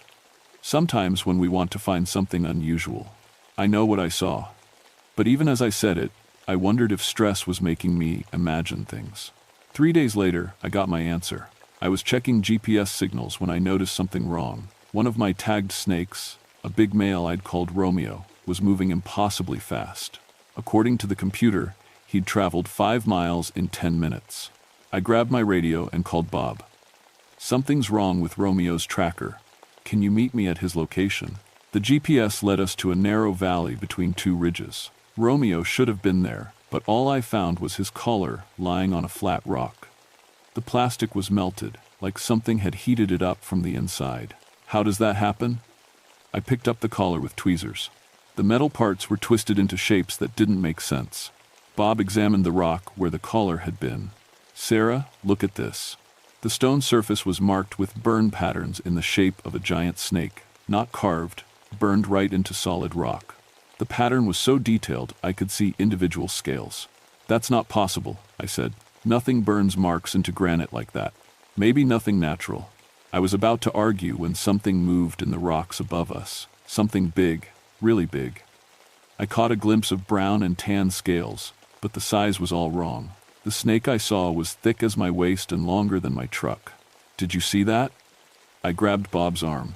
"See what?" But his face was pale. The thing was gone, but I could hear it moving through the rocks, a sound like leather dragging over stone. My hands shook as I packed up Romeo's destroyed collar. That night, I lay in my sleeping bag listening to sounds in the forest. Normal sounds, I told myself. Wind in the trees, small animals moving around, nothing unusual. Then I heard the voice. It wasn't human, but it wasn't exactly animal either. It sounded like words, but in a language I didn't understand. The voice was deep and slow, like someone speaking underwater. It seemed to come from the rocks themselves. I unzipped my tent flap and looked outside. Bob was sitting by the dead campfire, staring toward the rocky area where we'd found the snake circle. "You hear it too?" I whispered. He nodded. "It's been calling for 3 nights now, ever since we found that burned rock." "Calling what?" Before Bob could answer, snakes started emerging from the rocks around our camp. Not my tagged rattlesnakes. These were different, bigger. Their scales seemed to glow in the moonlight, and their eyes reflected light like mirrors. The snakes formed circles around our tents, just like they had around the boulder circle. They didn't threaten us, but the message was clear. We were being watched. "Bob," I said quietly, "I think we need to leave." "Too late for that," he replied. "It knows we're here now." The next morning, Bob told me about his grandfather. "Grandpa was Monacan," Bob said as we packed our gear. "His people lived in these mountains before the park was created. They had stories about Old Rag Mountain, said it was protected by something ancient." I rolled up my sleeping bag, trying to stay focused on normal things. "Protected by what?" "They called it Uktena, the horned serpent. Said it was bigger than any natural snake, with powers that came from the earth itself." "That's just folklore, Bob. Every culture has stories about giant snakes." But even as I said it, I remembered the burned rock and the snake that was too big to be real. Bob saw the doubt in my face. "My grandfather was forced to leave when they created the park," he continued. "But before he went, he warned that disturbing the sacred places would wake things up, things that were better left sleeping." We hiked toward the truck, but when we got to where we'd parked it, the vehicle wouldn't start. The engine turned over fine, but something had torn up all the wires under the hood.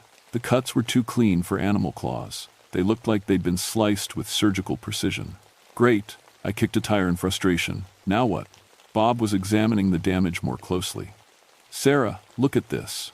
The wires hadn't just been cut, they'd been arranged in patterns.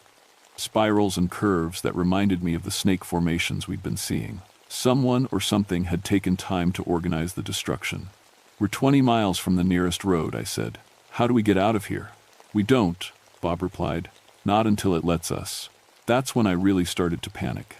I grabbed my radio and tried to call for help, but all I got was static, mixed with that strange, low sound we'd been hearing at night.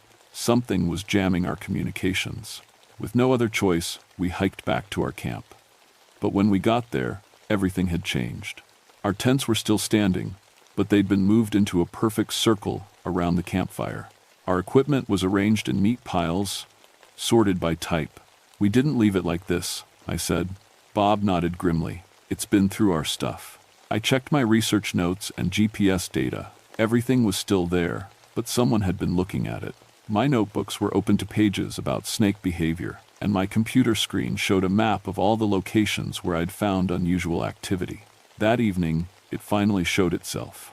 I was trying to get the GPS working when I heard Bob gasp. I looked up and saw it sliding between the trees. A snake so massive it didn't seem real. It had to be 30 feet long and thick as a telephone pole. But the most shocking thing was its head. 2 horn-like protrusions stuck up from its skull, and between them was something that caught the firelight like a gem.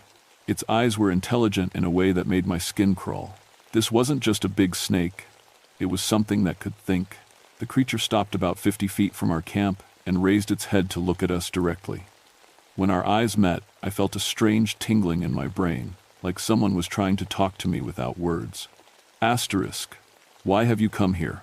Asterisk. The voice was in my head, speaking English, but sounding like wind through caves. "Sarah?" Bob touched my arm. "Are you okay? You look like you're in a trance." I blinked, and the mental connection broke. The giant serpent watched me for another moment, then slithered away into the rocks. But I could still feel its presence, like eyes watching from the darkness. "It talked to me," I whispered, inside my head. Bob didn't look surprised. "What did it say?" "It wanted to know why we're here." "What did you tell it?" "Nothing." I was too shocked to think. Bob stirred the fire with a stick. "My grandfather said Uktena could speak to humans when it wanted to. Said it was older than the tribes, older than the mountains themselves. That night, I dreamed of snakes. thousands of them, all moving toward Old Rag Mountain from across Virginia. In my dream, they were answering a call that went out through the earth itself, a summons no snake could resist. I woke up to find Bob shaking me. "Sarah, you need to see this."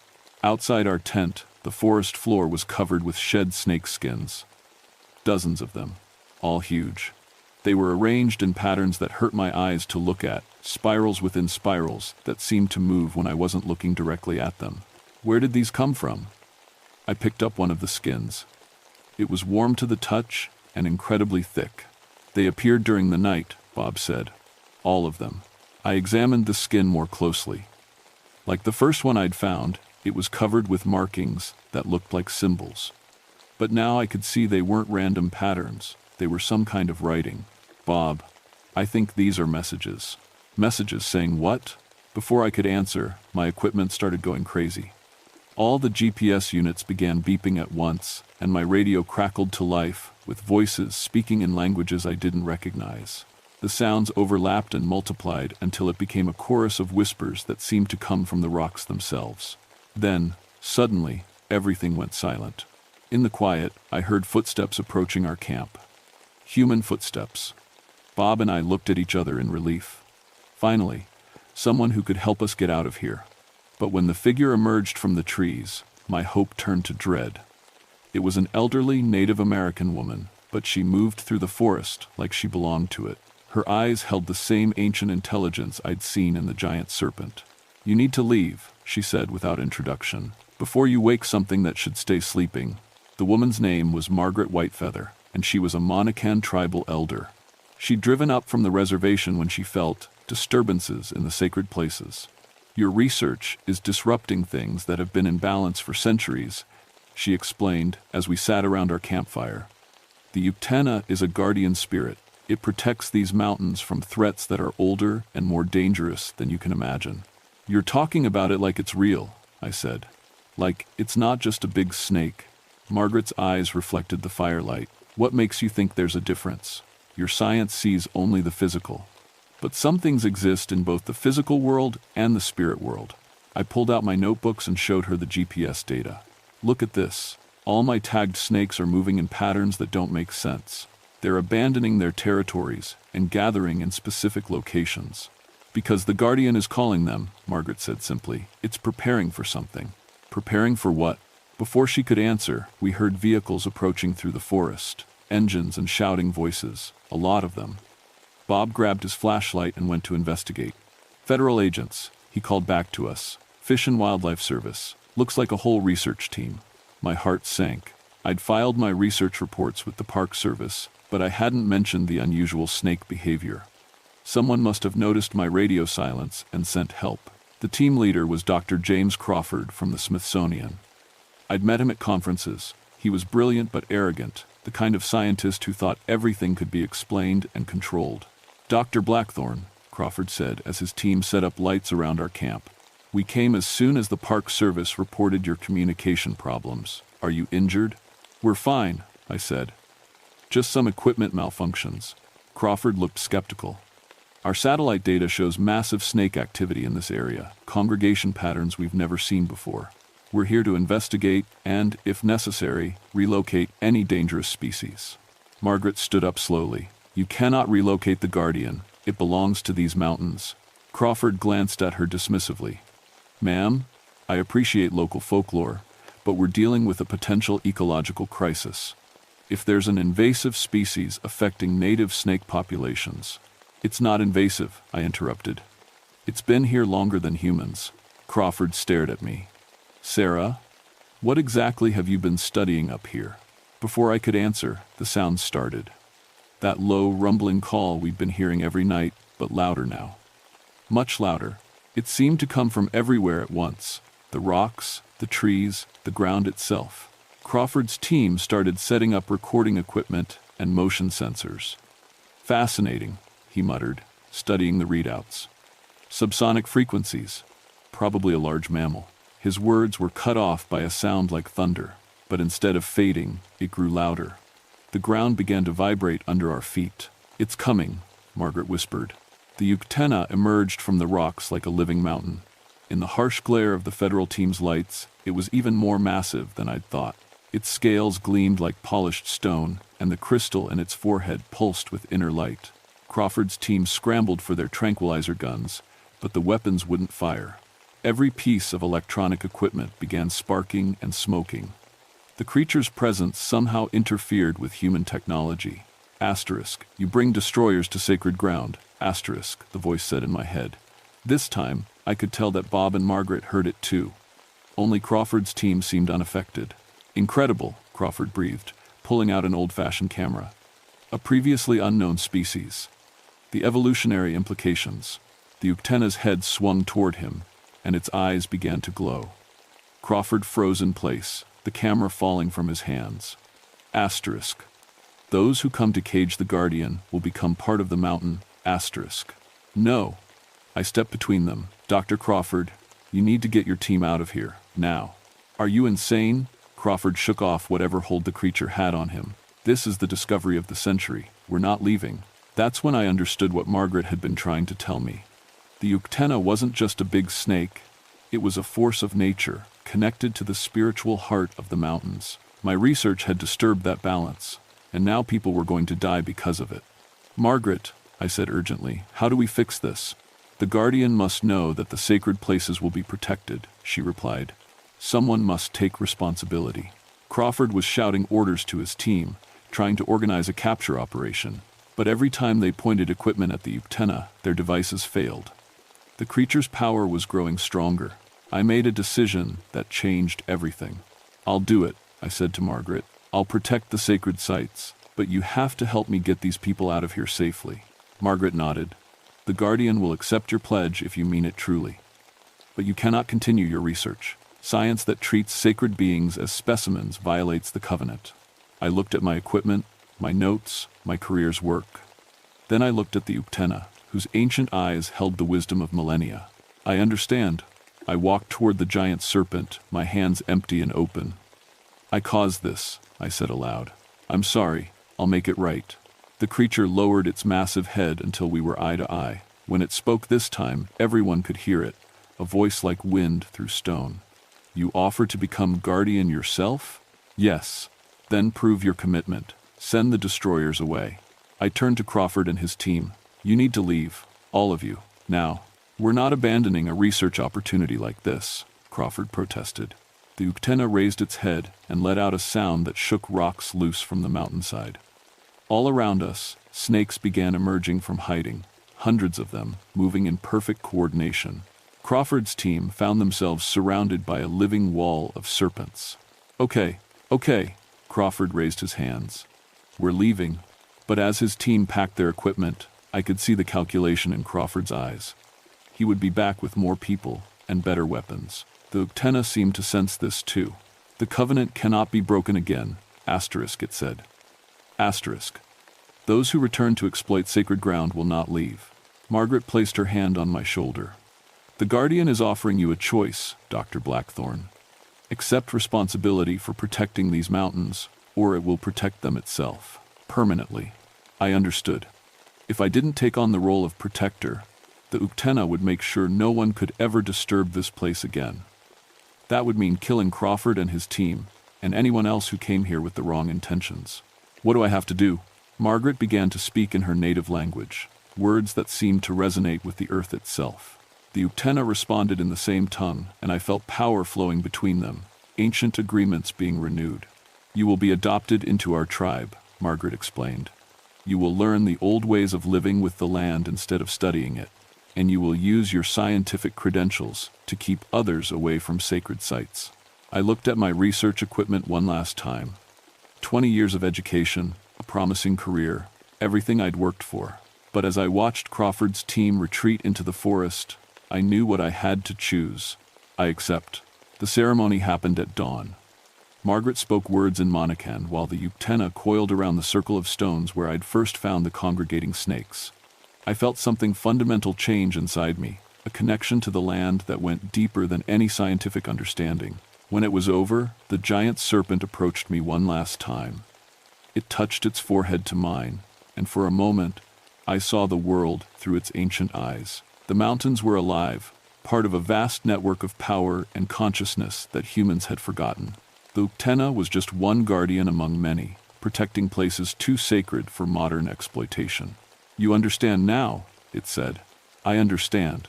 The creature slithered back into the rocks and vanished. But I knew it was still there, watching and waiting. Bob helped me destroy my research data and equipment. We told the Park Service that equipment failures had made the study impossible to complete. My published report recommended the area be designated as critical habitat for endangered species. Technically true, though not in the way anyone expected. Crawford tried to organize return expeditions, but bureaucratic delays kept interfering. Documents got lost, permits were denied, funding was mysteriously redirected. I had learned that the Uktena's influence extended beyond the mountains themselves. 6 months later, I was living in a cabin near the Monacan Reservation, learning traditional ecological knowledge from Margaret and other tribal elders. I still studied snakes, but now I approached them as relatives rather than subjects. The timber rattlesnake population in the area was thriving under spiritual protection that worked better than any conservation program. Sometimes hikers reported seeing unusually large snakes in the Old Rag Mountain area, but the sightings were always dismissed as exaggeration. Bob, now serving as tribal liaison for the Park Service, made sure those reports were filed away and forgotten. My daughter came to visit last summer. She was amazed by how much I'd changed, calmer, more connected to the natural world. I taught her some of what Margaret had taught me: how to move through the forest without disturbing its rhythms, how to listen to the land itself. "Do you miss your old job?" she asked one evening as we watched fireflies dance around our cabin. "Sometimes," I admitted, "but I learned something more important than any research could have taught me." "What's that?" "Some knowledge is too dangerous to possess unless you're prepared to become its guardian." Last week, another scientist contacted me about studying snake populations in Shenandoah. I politely suggested he focus his research elsewhere. When he insisted that Old Rag Mountain would be perfect for his study, I told him the area was protected by forces he wouldn't want to encounter. He laughed, of course. They always do. But I've learned to listen for the sounds in the rocks at night, the ancient voice that calls to those who know how to hear it. The Uktena is still there, still watching. And as long as I keep faith with the Old Covenant, it will remain a guardian rather than a destroyer. Some secrets are meant to stay hidden in the mountains. Some guardians should never be awakened. And sometimes, the most important scientific discovery is knowing when to stop looking for answers. The mountains keep their mysteries well.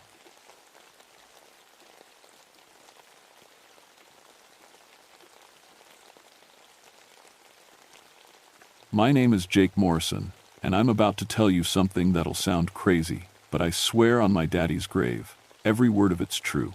It was 1972, and I was running shine up in the Pisgah National Forest in North Carolina, 28 years old, with calloused hands and a family name that meant something in these mountains. My granddaddy started our operation back in 1923, and my daddy kept it going until the feds killed him in a raid when I was just 14. Now it was my turn. Most folks don't understand moonshining. They think we're just criminals trying to make easy money. But for families like mine, it's culture. It's survival. There ain't many jobs in these mountains, and what jobs there are don't pay enough to feed a family. My wife Betty and our 2 little ones, Sarah, 6, and Tommy, 4, they needed food on the table and shoes on their feet. Our still was hidden deep in a hollow, about 8 miles from the nearest road.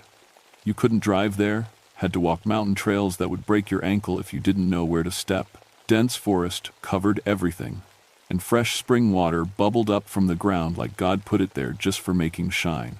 I'd been working that still for 3 years, and I was proud of what we made. Morrison Moonshine had a reputation, clear as mountain water, smooth as silk, and strong enough to knock a mule on its ass. We used local corn and my granddaddy's recipe, and folks would drive from 3 counties over just to get a jar. But lately, things had been getting harder. The federal boys, ATF agents, were cracking down on mountain operations. They had helicopters now, fancy equipment that could spot us still from the air. Several families I knew had been arrested or scared out of business. The Hendersons shut down last month after agents found their operation. The Crawfords lost everything when the feds seized their land. Then there was Ezra Blackwood. That son of a bitch had been moving into Morrison territory, trying to set up his own operation in hollows that had been ours for 50 years. Ezra didn't understand the old ways, the agreements between families about who worked where. He just saw opportunity and took it. "You're asking for trouble, Jake," my wife Betty told me one evening as I got ready to head up the mountain. "Granny Morrison says there's more than just federal agents to worry about in that hollow." Granny Morrison was my daddy's mother, pushing 90 but sharp as a tack. She knew every old story, every piece of mountain folklore you could imagine. According to her, our hollow was protected by something she called hollow spirits, Cherokee ghosts or some such nonsense. "Granny's stories are useful," I said, checking my lantern and supplies. "They keep curious folks away from our business. But that's all they are, stories." Betty shook her head. "Your granddaddy believed them stories. Said they're the reason Morrison Shine is the best in these mountains." I kissed her goodbye and headed into the forest. The October night was cold, and fog hung between the trees like wet cotton. My boots knew every root and rock on that trail. I could walk it blindfolded. Owls called from the darkness, and somewhere far off, a coyote howled. When I reached the still, something felt different. Not wrong, exactly, but changed. The copper tubing that had been dented from last week's work was now perfectly smooth. The wooden mash barrels looked cleaner than I'd left them, and the fire under the main pot was burning steady, even though I was sure I'd banked it before leaving 2 days ago. I checked the mash. It should have been ready for distilling tomorrow, but it looked perfect tonight, bubbling just right, smelling sweet and strong. The whole operation seemed to be running better than it ever had. "Well, I'll be damned," I muttered, scratching my head. That's when I heard it. Soft singing, coming from somewhere deeper in the hollow. A woman's voice, high and clear, singing words I couldn't make out. The melody was sad and beautiful, like nothing I'd ever heard before. I grabbed my lantern and followed the sound, but it faded as I moved. Just wind in the trees, I told myself. Mountain acoustics playing tricks. But deep down, I knew something had changed in that hollow. Something that would turn my world upside down. The next few weeks were the best I'd ever had making Shine. My still produced twice the normal output without me adding extra corn or sugar. The alcohol came out cleaner and stronger than anything I'd made before. So pure, it was almost like drinking liquid fire. Word spread fast. Customers were offering double my usual price, saying Morrison Shine had gotten even better than before. Money was flowing in like I'd never seen. But other things were happening too. Federal agents had tried twice to find our operation, and both times they'd given up. I heard from contacts in town that helicopter crews got confused flying over our hollow, their instruments going haywire. Ground teams would get lost on trails they'd walked before, ending up miles from where they meant to be. It's like that whole area just doesn't want to be found. One agent complained to Sheriff Barnes, who told me about it later with a grin. I should have been celebrating, but I was getting nervous. Nothing's that good without a cost. Then Ezra Blackwood made his move. I was checking the mash one morning when I heard voices coming up the trail. 4 men, moving loud and careless through the forest. Ezra's voice carried over the others, rough and mean, like gravel in a coffee can. "This is prime territory," he was saying. "Morrison's been hogging it too long. Time for a change." I grabbed my shotgun from where I kept it hidden and waited behind a big oak tree. Ezra appeared first, a tall, thin man with greasy black hair and dead eyes. 3 others followed, brothers from over in Silva who'd do anything for money. "Well, would you look at this setup?" Ezra said, walking around my still like he owned it. "Real nice operation, Jake. Shame you're gonna have to find somewhere else to run it." I stepped out from behind the tree, shotgun ready. "This is Morrison land, Ezra. Has been for 50 years. You got no business here." Ezra laughed. "Land don't belong to nobody, Jake, especially not illegal operations. I'm thinking this hollow suits me just fine." His men spread out, hands moving toward the guns on their belts. I had 2 shells in my shotgun, and there were 4 of them. Not good odds. "You boys might want to think this through," I said, trying to keep my voice steady. "Lot of accidents can happen in these mountains. Folks get lost, fall down cliffs, eaten by bears. That's when things got strange." The temperature dropped like someone opened a freezer door. Our breath started showing in white puffs. Even though it was a warm October morning, the birds went quiet, completely silent, like someone had thrown a switch. One of Ezra's men looked around nervous. "Boss, something ain't right here." Ezra spit on the ground. "Just mountain weather. Don't go soft on me now." But I could feel it too. A presence, watching us from the trees. The hair on the back of my neck stood up, and my skin crawled like ants were walking on it. Then the mist started rising from the ground, thick, white fog that hadn't been there seconds before. It swirled around our feet, then our waists, then our chests, until we could barely see each other. "What the hell?" one of Ezra's men whispered. In the mist, shapes moved. Not quite human, not quite anything else. Tall figures drifting between the trees, there 1 second and gone the next. And that singing started again, the same sad, beautiful voice I'd heard before, but now there were others joining in, a whole choir of voices echoing through the hollow. Ezra's men broke first. "I ain't staying for this," one of them said, backing away. "This place is cursed." "Get back here," Ezra yelled, but they were already running down the trail, crashing through the underbrush like scared deer. Ezra turned to me, his face white with anger and fear. "You think some hillbilly magic tricks are gonna scare me off? I'll be back, Morrison. And next time, I'll bring enough men to handle whatever games you're playing." He disappeared into the mist, following his men down the mountain. The fog cleared as fast as it had come. The temperature went back to normal, and the birds started singing again.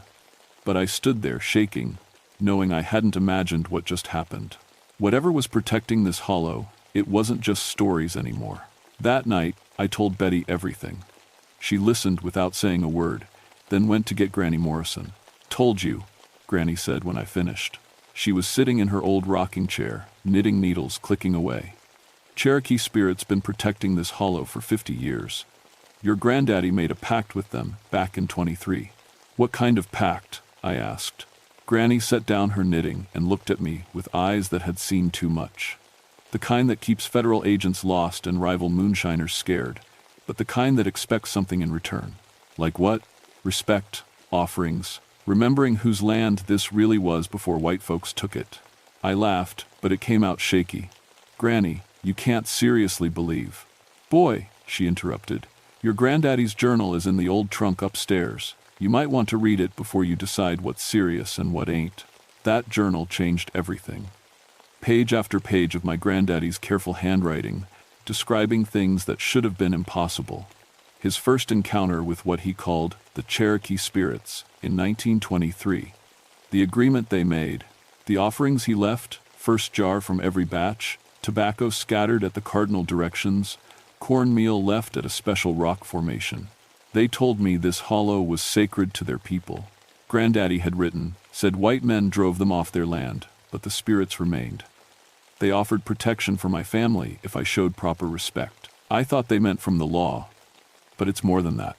They protect the very essence of what we do here. The last entry was from 1954, right before Daddy was killed. Stopped leaving the offerings, figured I didn't need spirit help anymore. Was wrong. Federal agents found the operation yesterday. Jake's daddy didn't make it out. Should have listened to the old ways. I closed the journal with trembling hands. Whether I believed in Cherokee spirits or not, something was protecting our hollow. And according to Granddaddy, I hadn't been holding up our end of the bargain. The next morning, I walked to the still with a jar of our finest shine, a pouch of tobacco, and a bag of cornmeal. If keeping my family safe meant leaving offerings for mountain spirits, then that's what I'd do. What I found there made my blood run cold.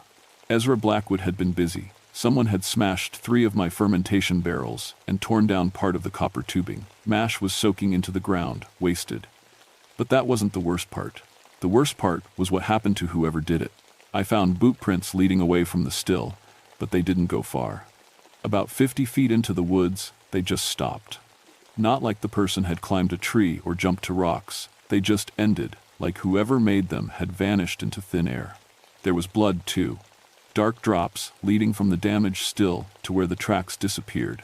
And hanging from a tree branch, I found a piece of torn shirt I recognized. Blue flannel that belonged to one of Ezra's brothers. I set down my offerings where Granddaddy's journal said to put them. The rock formation was easy to find once I knew what to look for. 5 stones arranged in a perfect circle, covered with moss that looked like it had been growing there for centuries. The tobacco and cornmeal I scattered at north, south, east, and west, just like the journal described. The jar of moonshine went in the center of the stone circle. As soon as I finished, the forest went dead quiet. Not even wind in the trees. Then I heard footsteps behind me. Soft, careful steps on ground that should have been covered with noisy leaves. I turned around and saw her. She was tall and straight, wearing clothes that looked like they came from another time. Leather dress, decorated with beads and feathers, long black hair braided with colored cord. Her skin had a strange quality to it, like I was looking at her through water. She was beautiful and terrible at the same time, and when she looked at me, I felt like she could see right through to my soul. "You are the grandson of Thomas Morrison," she said. Her voice sounded far away and close at the same time, like an echo that somehow reached me before the original sound. "Yes, ma'am," I managed to say. "Your grandfather showed respect. Your father forgot. You ignored the old ways until trouble came." She stepped closer, and the temperature dropped again. "The hollow remembers all debts." "I'm sorry," I said. "I didn't know. But I'm here now, making offerings like Granddaddy did." She nodded slowly. "The spirits accept, but others come with darker purposes. The man called Blackwood brings one who works against us." "What do you mean?" "He seeks to bind this place with different magic. Conjure work from the Low Country. If he succeeds, the protection will break, and your family will have nothing." Before I could ask more questions, she was gone, just melted back into the forest like morning mist. I ran back to the still, my heart pounding. The damaged equipment was completely repaired, better than before, like it had never been broken. The wasted mash had been replaced with fresh mixture that smelled perfect. Even the blood and torn cloth were gone. But I could feel eyes watching me from the trees, not unfriendly, but alert, waiting. That evening, I told Betty and Granny everything. Granny just nodded like she'd expected it all along. "Cherokee spirits don't mess around," she said, "but they're fair. You respect them, they'll protect you. Problem is, sounds like Ezra's bringing in outside help." "What kind of outside help?" "Conjure woman, most likely. Root workers from down in South Carolina or Georgia. They know different magic, darker magic. Cherokee spirits are tied to the land, but conjure work can travel anywhere." 3 days later, Ezra proved her right. I was working late at the still when I heard them coming. More men this time. At least 6 voices. And something else that made my skin crawl. A woman's voice, chanting in a language I didn't recognize. I grabbed my rifle and hid behind the same oak tree as before. Ezra appeared first, but he wasn't alone. Behind him walked an old black woman carrying a bag that clinked with glass bottles. Her eyes were white with cataracts, but she moved through the dark forest like she could see perfectly. "This is the place," she said, her voice like dried leaves scraping together. "Strong spirits here, but they can be bound." She started pulling things from her bag: bones, feathers, small glass bottles filled with different colored liquids. The men spread out around the still, each one carrying what looked like military weapons. These weren't local boys looking for quick money. These were serious. "You sure about this, Mama Laveau?" Ezra asked. "Last time we tried to move on Morrison, 3 of my men disappeared." "That was before," the old woman said. "Now I'm here. Cherokee spirits are old and powerful, but they're tied to place. My spirits travel with me." She started arranging her materials in a pattern around our offering stones, chanting in that strange language. The bones she laid out in a line, the feathers she planted upright in the ground, and the bottles she opened, one by one. Each one released a different smell, some sweet, some rotten, all of them wrong. The forest started fighting back immediately. Wind rose from nowhere, whipping the trees so hard I thought they might break. The temperature dropped so fast that frost started forming on the conjure woman's materials. And the singing began again, not just one voice now, but dozens, coming from every direction at once. "Hold your positions," Ezra yelled to his men, but I could see them wavering. The Cherokee singing was getting louder, and shapes were moving in the darkness between the trees. The conjure woman kept working, pouring liquids from her bottles onto the bones and feathers. Where the liquid touched the ground, the grass died instantly. Whatever she was doing, it was working. The Cherokee singing started to fade, and the shapes in the forest retreated. "That's right," she cackled. "Old spirits, new chains. This hollow belongs to us now." That's when the real war started. The ground began to shake, not like an earthquake, but like something huge was moving underneath. trees that had stood for hundreds of years started groaning and swaying, and from somewhere deep in the earth came a sound like thunder mixed with screaming. Cherokee spirits erupted from the ground around the stone circle. Not just the woman I'd seen before, but warriors in full battle dress, their faces painted for war. They were translucent but solid at the same time, armed with tomahawks and war clubs that gleamed in the moonlight. Ezra's men opened fire, but the bullets passed right through the spirits without effect. The conjure woman threw more bottles, trying to complete whatever binding spell she was working, but Cherokee warriors were moving faster than human eyes could follow. One of Ezra's men screamed and fell, clutching his chest like he'd been stabbed, but there was no wound. Another dropped his rifle and ran into the forest, only to come stumbling back minutes later with his hair turned completely white. "Finish the binding," Ezra shouted at the conjure woman, but she was in trouble too. Cherokee spirits surrounded her, and every time she tried to pour one of her bottles, invisible hands knocked it from her grip. The battle raged for what felt like hours but was probably only minutes. Cherokee spirits and conjure magic clashing in ways that made reality bend and twist.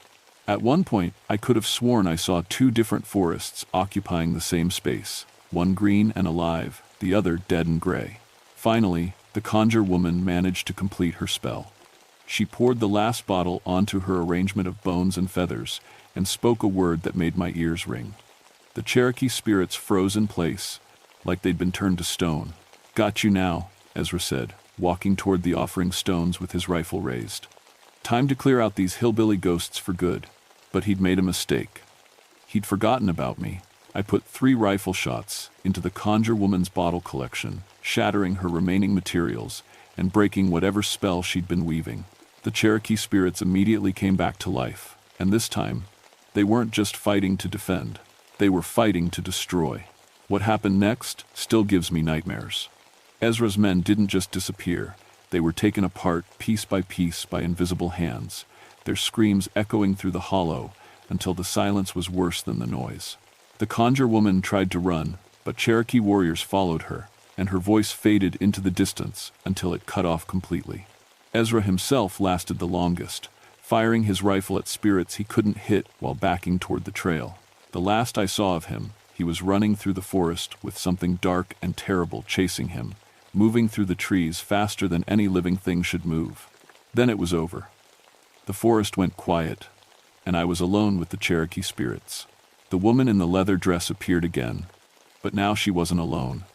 A dozen other spirits stood with her, warriors, elders, children, all of them looking at me with eyes that held centuries of pain and wisdom. "The threat to the hollow is ended," she said, "but greater threats remain.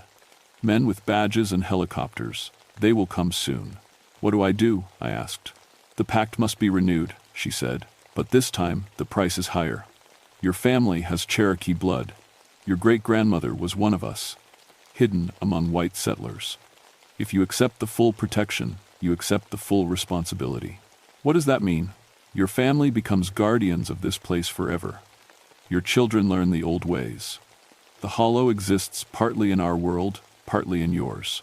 Federal agents will never find it, but you can never truly leave it." I thought about Betty and the kids, about the money we needed, about federal agents closing in on every moonshiner in the mountains. I thought about Ezra and his men, and what would have happened if the spirits hadn't been here to protect us. "I accept," I said. The Cherokee woman smiled for the first time since I'd seen her. "Then let the binding begin." What followed was the strangest night of my life. The Cherokee spirits led me deeper into the hollow than I'd ever been, to a cave hidden behind a waterfall that I would have sworn wasn't there before. Inside, the walls were covered with paintings, not the kind tourists see in museums, but living art that moved and changed as I watched. The paintings showed the history of the hollow, Cherokee families living in harmony with the land for hundreds of years, white soldiers coming with guns and chains, driving the people from their homes, and through it all, the spirits remaining, waiting for someone who would show respect for what came before. "Your great-grandmother was Yellowbird," the spirit woman told me as we stood before the paintings. "She married a white man to protect her children from removal. Your family carries Cherokee blood, which is why the spirits answered your grandfather's call." She showed me how to read the paintings, how to understand the old agreements written in symbols instead of words. The original pact was simple, protection in exchange for respect. But what I was agreeing to now was deeper, more permanent. Federal agents will come tomorrow, she said. A full raid, planned for weeks. Without spirit protection, your family would be destroyed. I felt my blood go cold. How do you know? We see all that threatens the hollow, but if you complete the binding tonight, they will find nothing. The hollow will exist in our realm as much as yours, hidden from all who don't belong. The ceremony took hours. I had to learn Cherokee words, perform rituals that felt older than human memory, and drink water from a spring that tasted like liquid starlight.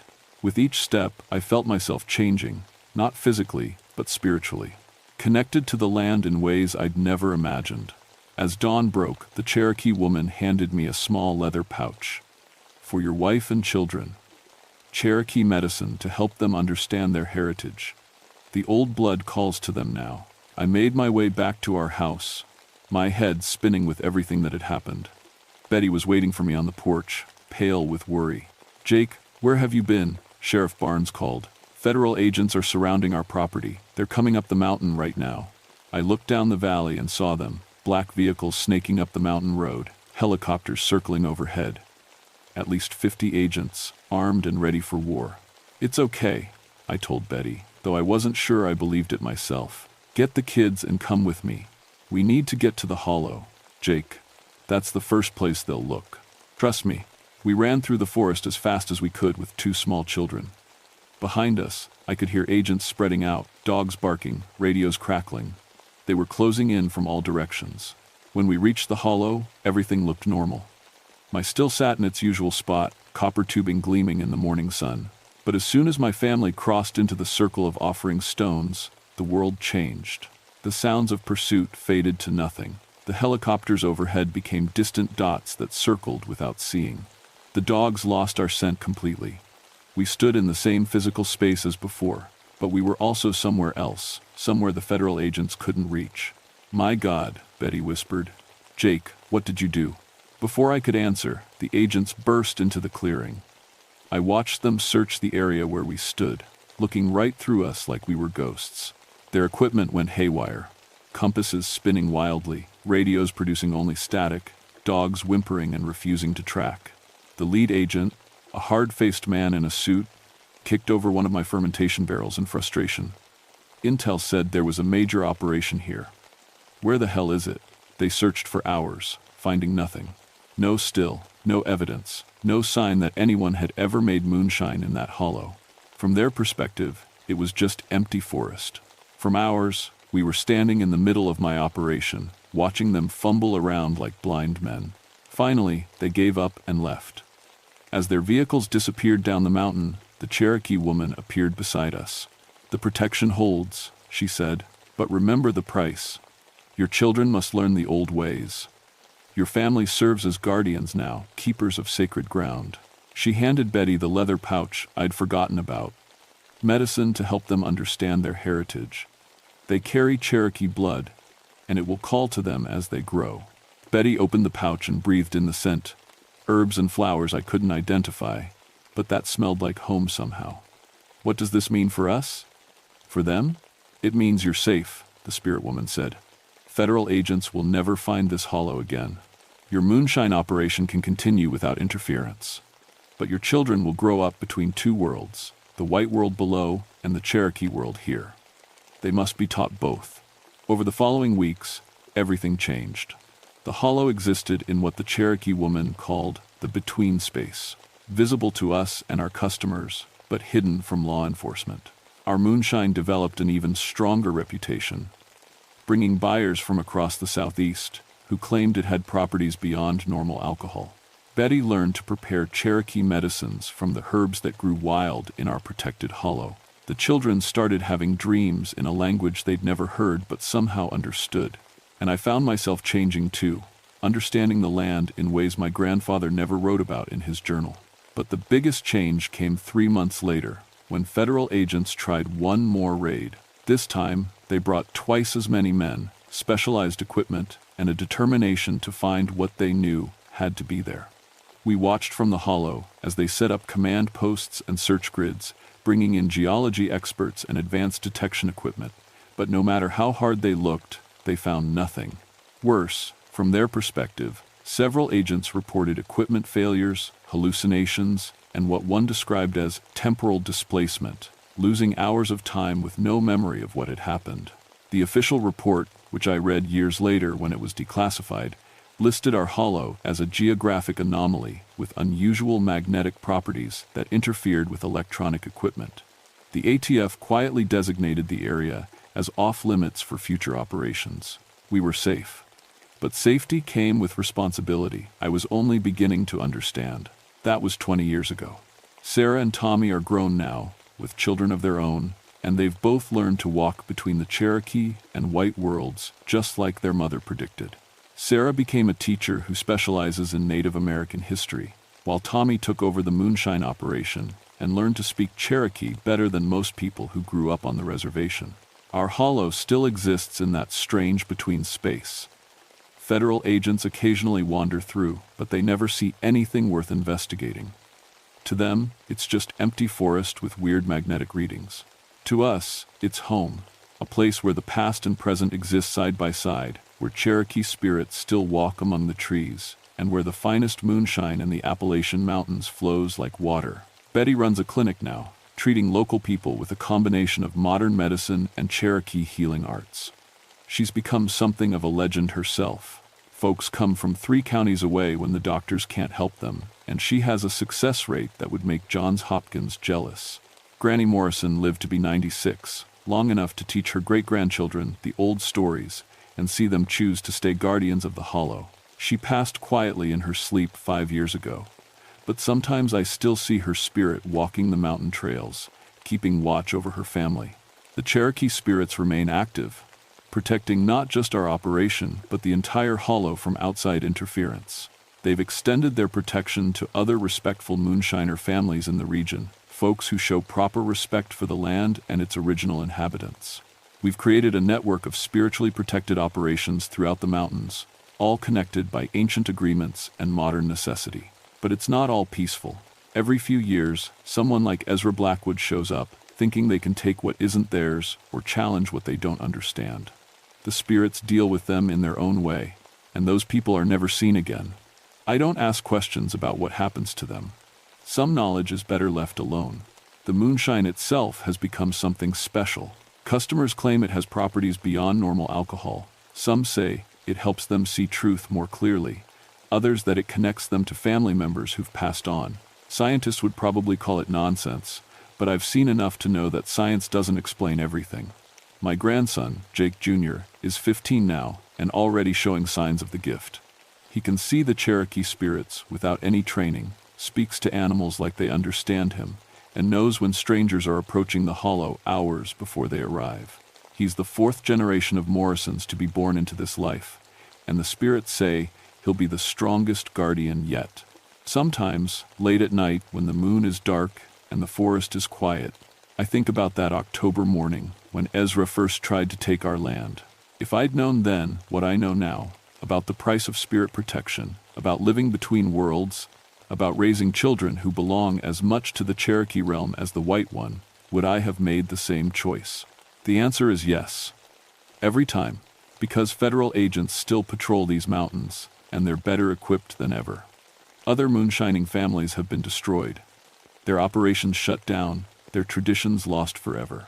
But we remain, protected by agreements older than the United States itself, making the finest whiskey in the world in a place that exists on no government map.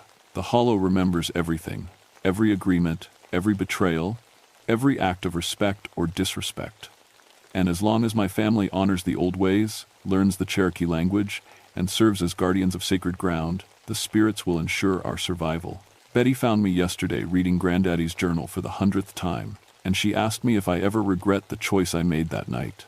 Never, I told her. But I wonder sometimes what our lives would have been like if we'd stayed in the normal world.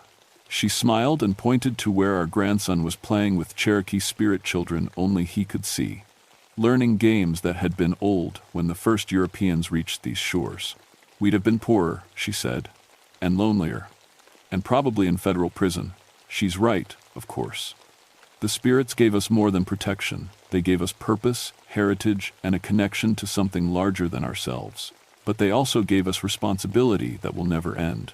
Tonight, like every night for the past 20 years, I'll walk to the offering stones and leave tobacco for the spirits who guard our hollow. I'll pour a little moonshine on the ground for my granddaddy and daddy, whose choices led to mine. And I'll listen to Cherokee songs carried on the mountain wind, reminding me that some agreements transcend death, law, and time itself. The hollow spirits are patient. They've waited 2 centuries for their land to be respected again, and they'll wait 2 centuries more if necessary. But they remember everything, and they never forget a debt.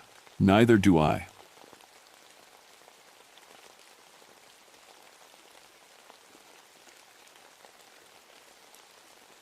My name is Dr. Margaret Thornfield, but everyone calls me Maggie.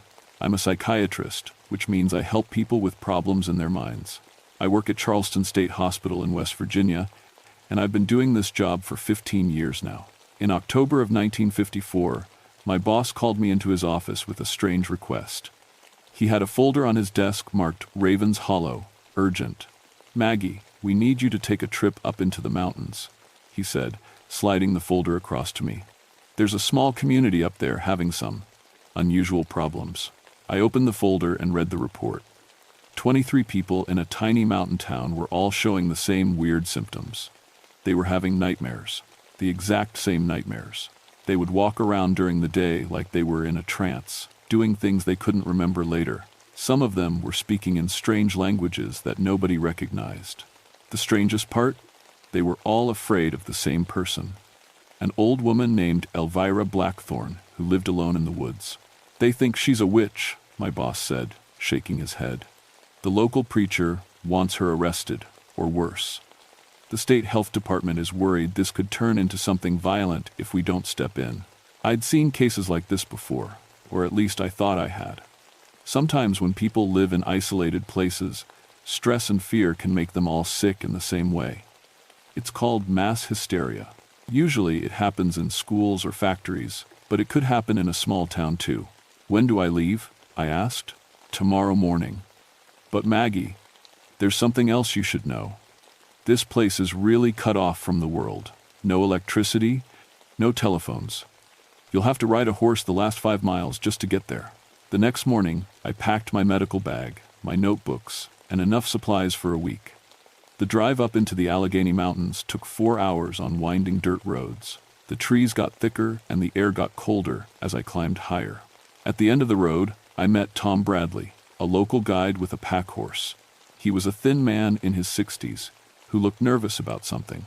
"You sure you want to go up there, Doc?" he asked as he helped me load my bags onto the horse. "Folks down here been hearing strange things coming from the hollow at night." "What kind of strange things?" "Screaming. But not human screaming, if you know what I mean." I didn't, but I climbed onto the horse anyway. Tom led me up a narrow trail that wound between tall pine trees. The path was so steep in places that I had to hold tight to keep from sliding off. After 2 hours of riding, we came to a clearing where I could see the community of Ravens Hollow spread out below us. It looked like something from 100 years ago. Maybe 20 small wooden houses clustered around a white church, with vegetable gardens and chicken coops scattered between them. Smoke rose from several chimneys, but there were no people outside.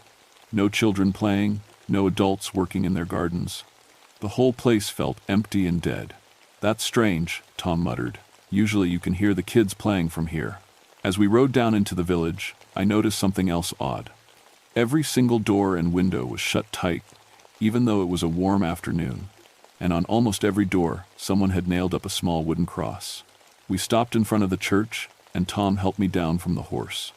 "I'll be back for you in 5 days, Doc." "You sure you'll be okay?" Before I could answer, the church door opened, and a tall man in black clothes walked out. He had gray hair and intense blue eyes that seemed to look right through me. "Dr. Thornfield, I presume," he said in a deep voice. "I'm Preacher Samuel Crow. We've been expecting you." Tom quickly unloaded my bags and rode away without saying goodbye. I watched him disappear up the trail, feeling suddenly very alone. "Come inside, Doctor," Preacher Crow said. "We have much to discuss." The inside of the church was dark and cold. Preacher Crow led me to a small room behind the altar where he had set up a desk and chairs. On the desk was a thick notebook filled with handwritten pages. "This contains every incident we've recorded," he said, opening the notebook. "It started 3 months ago, right after old Silas Blackthorne died. That's when his widow Elvira began her activities." I pulled out my own notebook and pen. "Tell me about the symptoms your people are experiencing."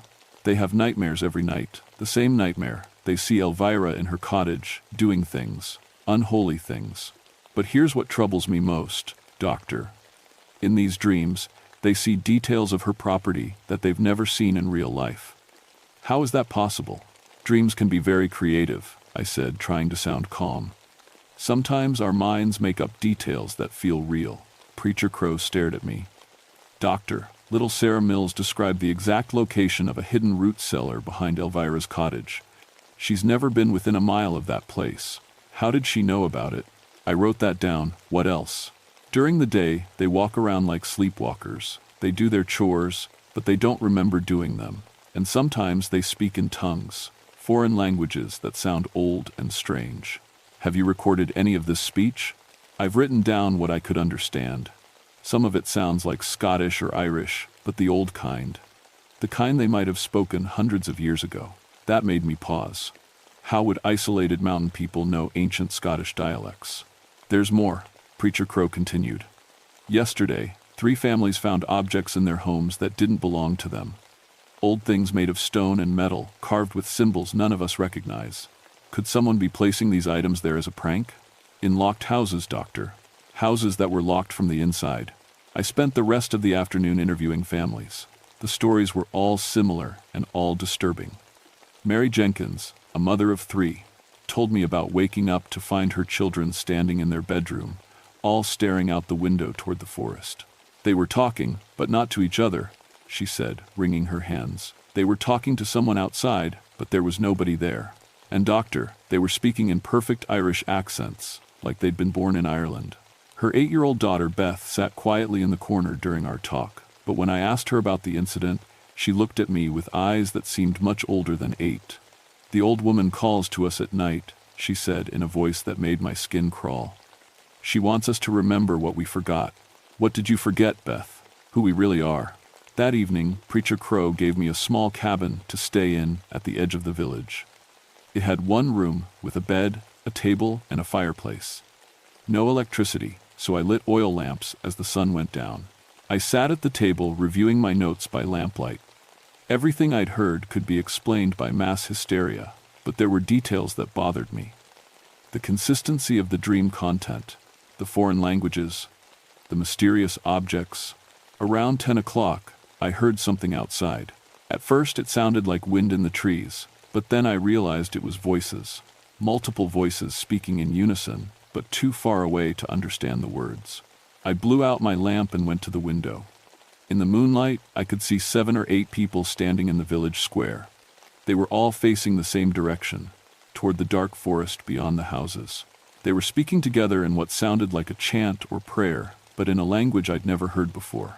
Their voices rose and fell, in a rhythm that made something deep in my chest vibrate with fear. Then, from somewhere in the forest, another voice answered. It was a woman's voice, old and strong, speaking the same strange language. The people in the square stopped chanting and began walking toward the forest edge, moving in perfect unison like soldiers marching. I grabbed my medical bag and rushed outside, but by the time I reached the square, everyone was gone. The village was silent again, as if nothing had happened. But on the ground where they'd been standing, someone had drawn a large circle in the dirt. Inside the circle were symbols that looked ancient and purposeful, carved deep into the earth with something sharp. I was still staring at the symbols when I heard footsteps behind me. "You shouldn't be out here alone, Doctor." I spun around to see Preacher Crow walking toward me, carrying a lantern. "I heard voices," I said. "People were standing here, chanting in some foreign language." He held up his lantern and looked at the symbols in the dirt. His face went pale. "Dear God," he whispered. "It's getting stronger." The next morning, I decided I needed to meet Elvira Blackthorne myself. Preacher Crow tried to talk me out of it, but I insisted that I couldn't help these people without understanding what they were afraid of. "At least let me send someone with you," he said. "No, If she really is causing some kind of psychological influence over the community, I need to observe her behavior without outside interference. He gave me directions to her cottage, a 2-mile hike through the forest along an old hunting trail. As I walked deeper into the woods, the temperature seemed to drop 10 degrees. The trees grew so thick overhead that even at midday, it felt like twilight. I found the cottage in a small clearing beside a stream. It was older than the houses in the village, built from logs that had turned gray with age. Smoke rose from the stone chimney, and I could smell herbs drying, not unpleasant but unfamiliar. Before I could knock, the door opened. Elvira Blackthorn was a small, thin woman with white hair braided down her back. Her eyes were the palest green I'd ever seen, and when she looked at me, I felt like she could read my thoughts. "Dr. Thornfield," she said with a slight Scottish accent. "I've been expecting you. How did you know my name?" "The same way I know you're here to determine whether I'm causing harm to my neighbors." She stepped aside and gestured for me to enter. "Come in. We have much to discuss." The inside of her cottage was warm and filled with the scent of drying plants. Bundles of herbs hung from the ceiling beams, and the walls were lined with shelves holding jars of roots, leaves, and powders I couldn't identify. "You're an herbalist," I said. "Among other things." She poured hot tea from a kettle hanging over the fire. "My grandmother taught me the old ways before she died. Plant medicine, healing touch, reading the signs in nature. And what about the supernatural things the villagers accuse you of?" Elvira was quiet for a long moment. Then she set down her teacup and looked directly at me. "Doctor, what would you say if I told you that most of the people in Raven's Hollow are descended from Scottish families who fled to America because they were accused of witchcraft?" "I'd say that's an interesting historical fact, but it doesn't explain what's happening now, doesn't it?" She stood and walked to a wooden chest in the corner of the room. From it, she pulled out an old leather book. This was my grandmother's journal. She kept records of our family history going back 200 years. She opened the book and showed me pages covered with handwritten notes and drawings. I saw family trees, birth and death records, and detailed accounts of something she called the blood calling.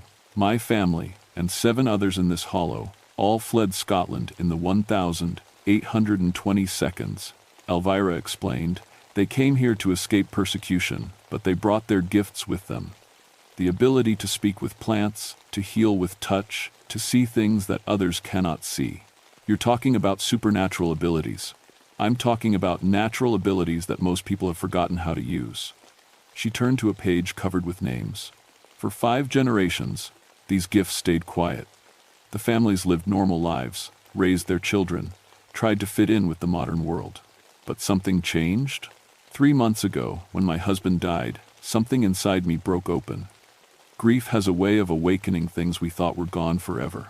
And once my abilities returned, they began calling to the others. I stared at the book, trying to process what she was telling me. "You're saying that you're somehow activating dormant supernatural abilities in your neighbors?" "Not activating, awakening. The abilities were always there, passed down in their blood.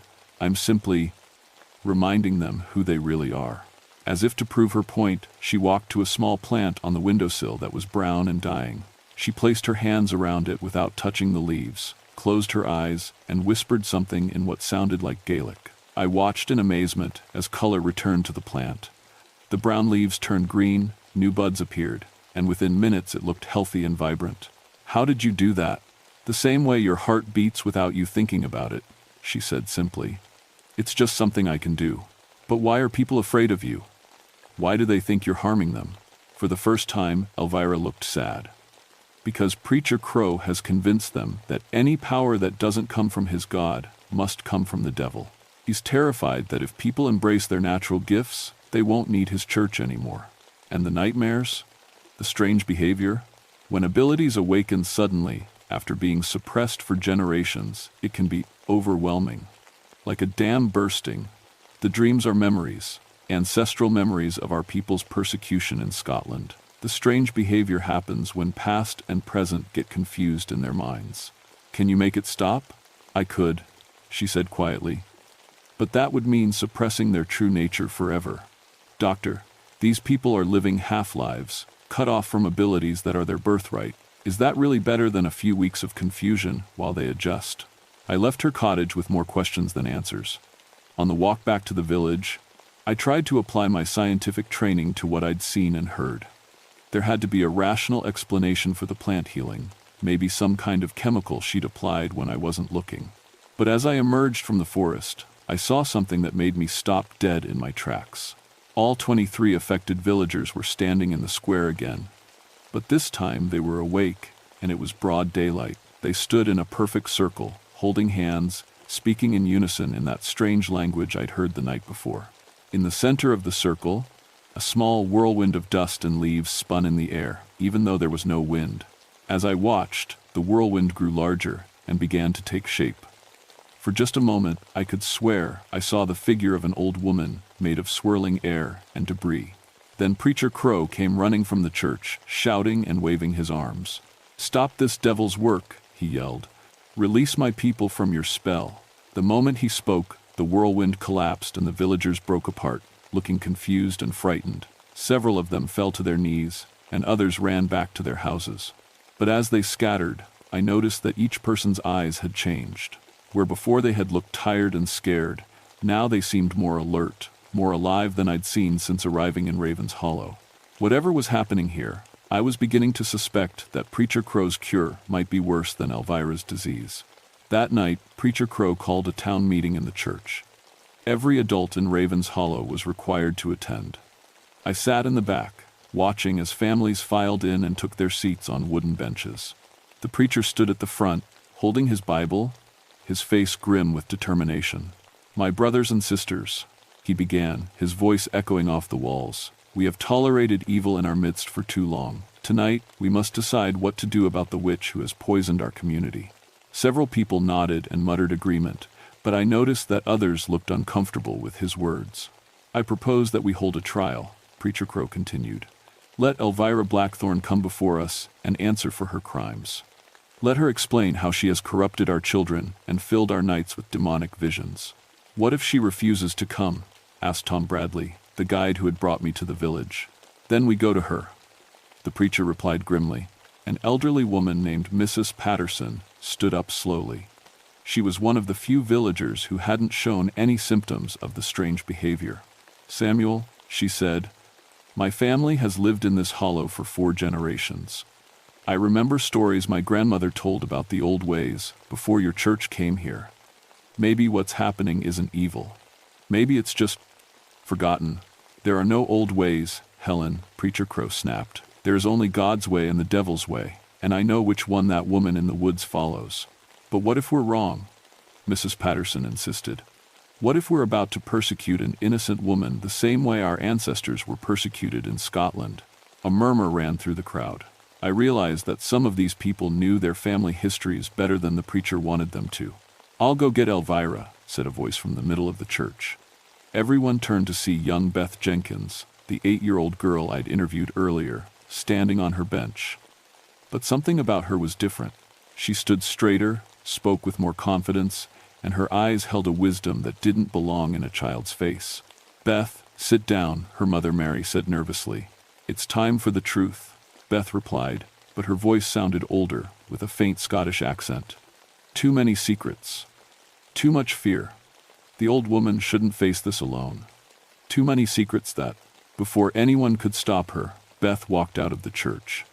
Her mother started to follow, but Preacher Crow grabbed her arm. "Let her go," he said. "If the witch wants to use a child as her messenger, then let God judge them both." We waited in tense silence for nearly an hour. Then the church doors opened again, and Elvira Blackthorn walked in. She wasn't alone. Behind her came not just Beth, but 7 other children from the village, all walking with the same strange confidence, all carrying themselves like adults in small bodies. "You wanted to see me," Elvira said simply. "Here I am." Preacher Crow stood behind his pulpit like a judge. "Elvira Blackthorn, you stand accused of practicing witchcraft, of corrupting the minds of our people, and of consorting with demonic forces. How do you answer these charges?" "I answer that you don't understand what you're trying to destroy," Elvira replied calmly.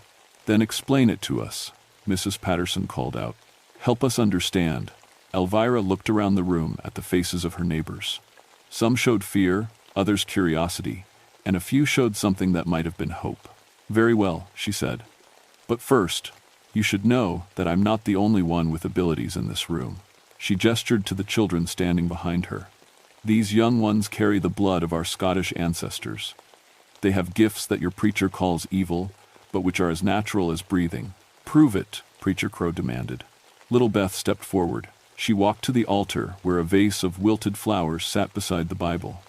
The flowers had been dying for days in the cold church. Beth placed her small hands on either side of the vase and began to whisper in Gaelic.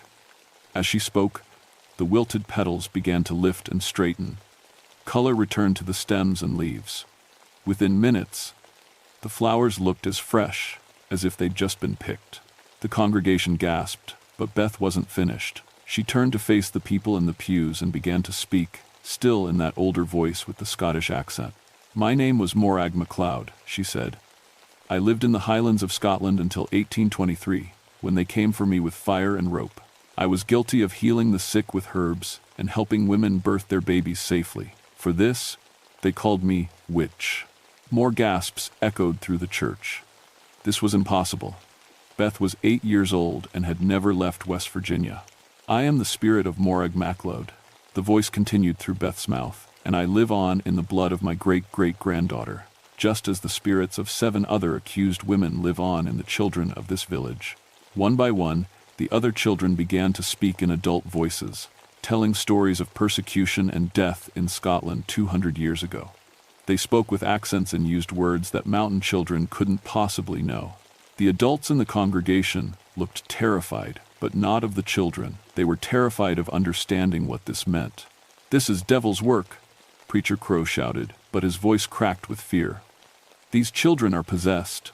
No, said Mrs. Patterson, tears streaming down her face. They're remembering. Dear God, they're remembering what we tried to forget. That's when things went very wrong very quickly. Preacher Crow raised his Bible and began reciting an exorcism prayer. But instead of casting out evil spirits, his words seemed to trigger something much more powerful. The air in the church began to move, swirling around the children like a gentle wind. The temperature dropped so fast that our breath became visible. And then, in the shadows at the edges of the room, I saw shapes beginning to form. They were the spirits of the dead Scottish women, no longer speaking through children but manifesting on their own. Tall, translucent figures in old-fashioned clothes, their eyes filled with centuries of pain and anger. Enough, said the spirit of Morag MacLeod, now standing beside Beth instead of speaking through her. We will not watch our descendants persecuted for the same gifts that brought us to our deaths. The church, filled with supernatural wind and the sound of voices speaking in ancient Gaelic.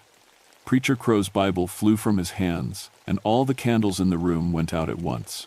In the darkness, lit only by the ghostly glow of the spirits, I realized that this wasn't a case of mass hysteria at all. This was a haunting that had lasted 200 years, waiting for the right moment to demand justice. What happened next changed everything I thought I knew about the world. The spirits of the Scottish women didn't attack anyone, despite their obvious anger. Instead, they began to tell their stories. The real stories of what had happened to them before they fled to America. They spoke of being healers and midwives, of helping their communities survive harsh winters and terrible plagues. They told of saving countless lives with their knowledge of plants and their ability to ease pain with touch. And they spoke of the fear and jealousy that turned their neighbors against them, the lies that branded them as servants of evil, and the violence that forced them to abandon everything they'd known and loved. We came to these mountains to find peace, said the spirit of Morag MacLeod. We buried our gifts so our children could live normal lives, but gifts like ours are not meant to stay buried forever. Preacher Crow had fallen to his knees during the spirit's testimony, his face white with shock. This can't be real, he whispered. God wouldn't allow such things. And what makes you think God doesn't work through gifts like ours? Elvira asked gently. Did not Jesus himself heal the sick and speak with the dead? The spirits began to fade as dawnlight crept through the church windows. But their message was clear. The supernatural abilities awakening in Raven's Hollow weren't evil. They were a heritage that had been suppressed by fear and misunderstanding. Over the next few days, I worked with Elvira to help the affected villagers understand and control their new abilities. Some, like young Beth, could help plants grow and heal small injuries. Others could sense when people were lying or predict changes in the weather. Mrs. Patterson, it turned out, had always had a gift for knowing when someone was about to die. She'd just learned to keep it secret after too many people called her morbid. Even Preacher Crow eventually came around, though it took time. He struggled with reconciling his faith with the reality of supernatural abilities, but eventually he found a way to see them as gifts from God rather than curses from the devil. "Perhaps," he said to me one evening, "I've been so focused on fighting evil that I forgot to recognize good when it wore an unfamiliar face." I stayed in Ravens Hollow for 2 weeks, much longer than planned. When I finally left, it was a changed place. The villagers were learning to embrace abilities that had been hidden in their families for generations. Children were being taught both regular school subjects and traditional plant medicine. Adults were rediscovering old family stories that had been dismissed as superstition. Most importantly, the nightmares and strange behavior had stopped. Once people accepted their heritage instead of fighting it, the psychological symptoms disappeared entirely. I returned to Charleston and wrote my official report for the state health department. I described the situation as a case of mass hysteria triggered by social isolation and religious extremism, resolved through community counseling and conflict mediation. But in my private files, I wrote the truth. I also made some changes in my own practice. I began studying folk medicine and traditional healing methods. I learned to recognize when a patient's problems might have spiritual or supernatural roots rather than purely psychological ones. And sometimes, late at night in my office, I found myself testing whether I might have inherited any unusual abilities from my own ancestors. I never discovered any dramatic powers like the people of Ravens Hollow, but I did develop an unusually strong intuition about my patients' underlying problems. My colleagues attributed it to experience, but I suspected it might be something more. 5 years later, I received a letter from Beth Jenkins, though she signed it Beth McLeod Jenkins now. She was 13 years old and already showing remarkable skill as a healer. The letter was to invite me to the first annual Heritage Festival in Ravens Hollow, where the community was celebrating their Scottish roots and supernatural gifts openly for the first time. I couldn't attend, but I kept the letter. On the envelope, she had drawn a small symbol, the same type I'd seen carved in the dirt that first night in the village square. I framed it and hung it in my office. A reminder that the world holds more mysteries than any medical textbook could ever explain. And sometimes, when I'm working with a particularly difficult case, I find myself wondering what other secrets might be hiding in isolated communities across these ancient mountains, waiting for someone brave enough to look beyond the surface and see the truth underneath. The supernatural abilities that emerged in Ravens Hollow weren't evil or demonic. They were simply human potential that had been suppressed by fear and misunderstanding for too long. But they were also proof that our ancestors' stories of magic and mystery weren't just superstition, they were memories.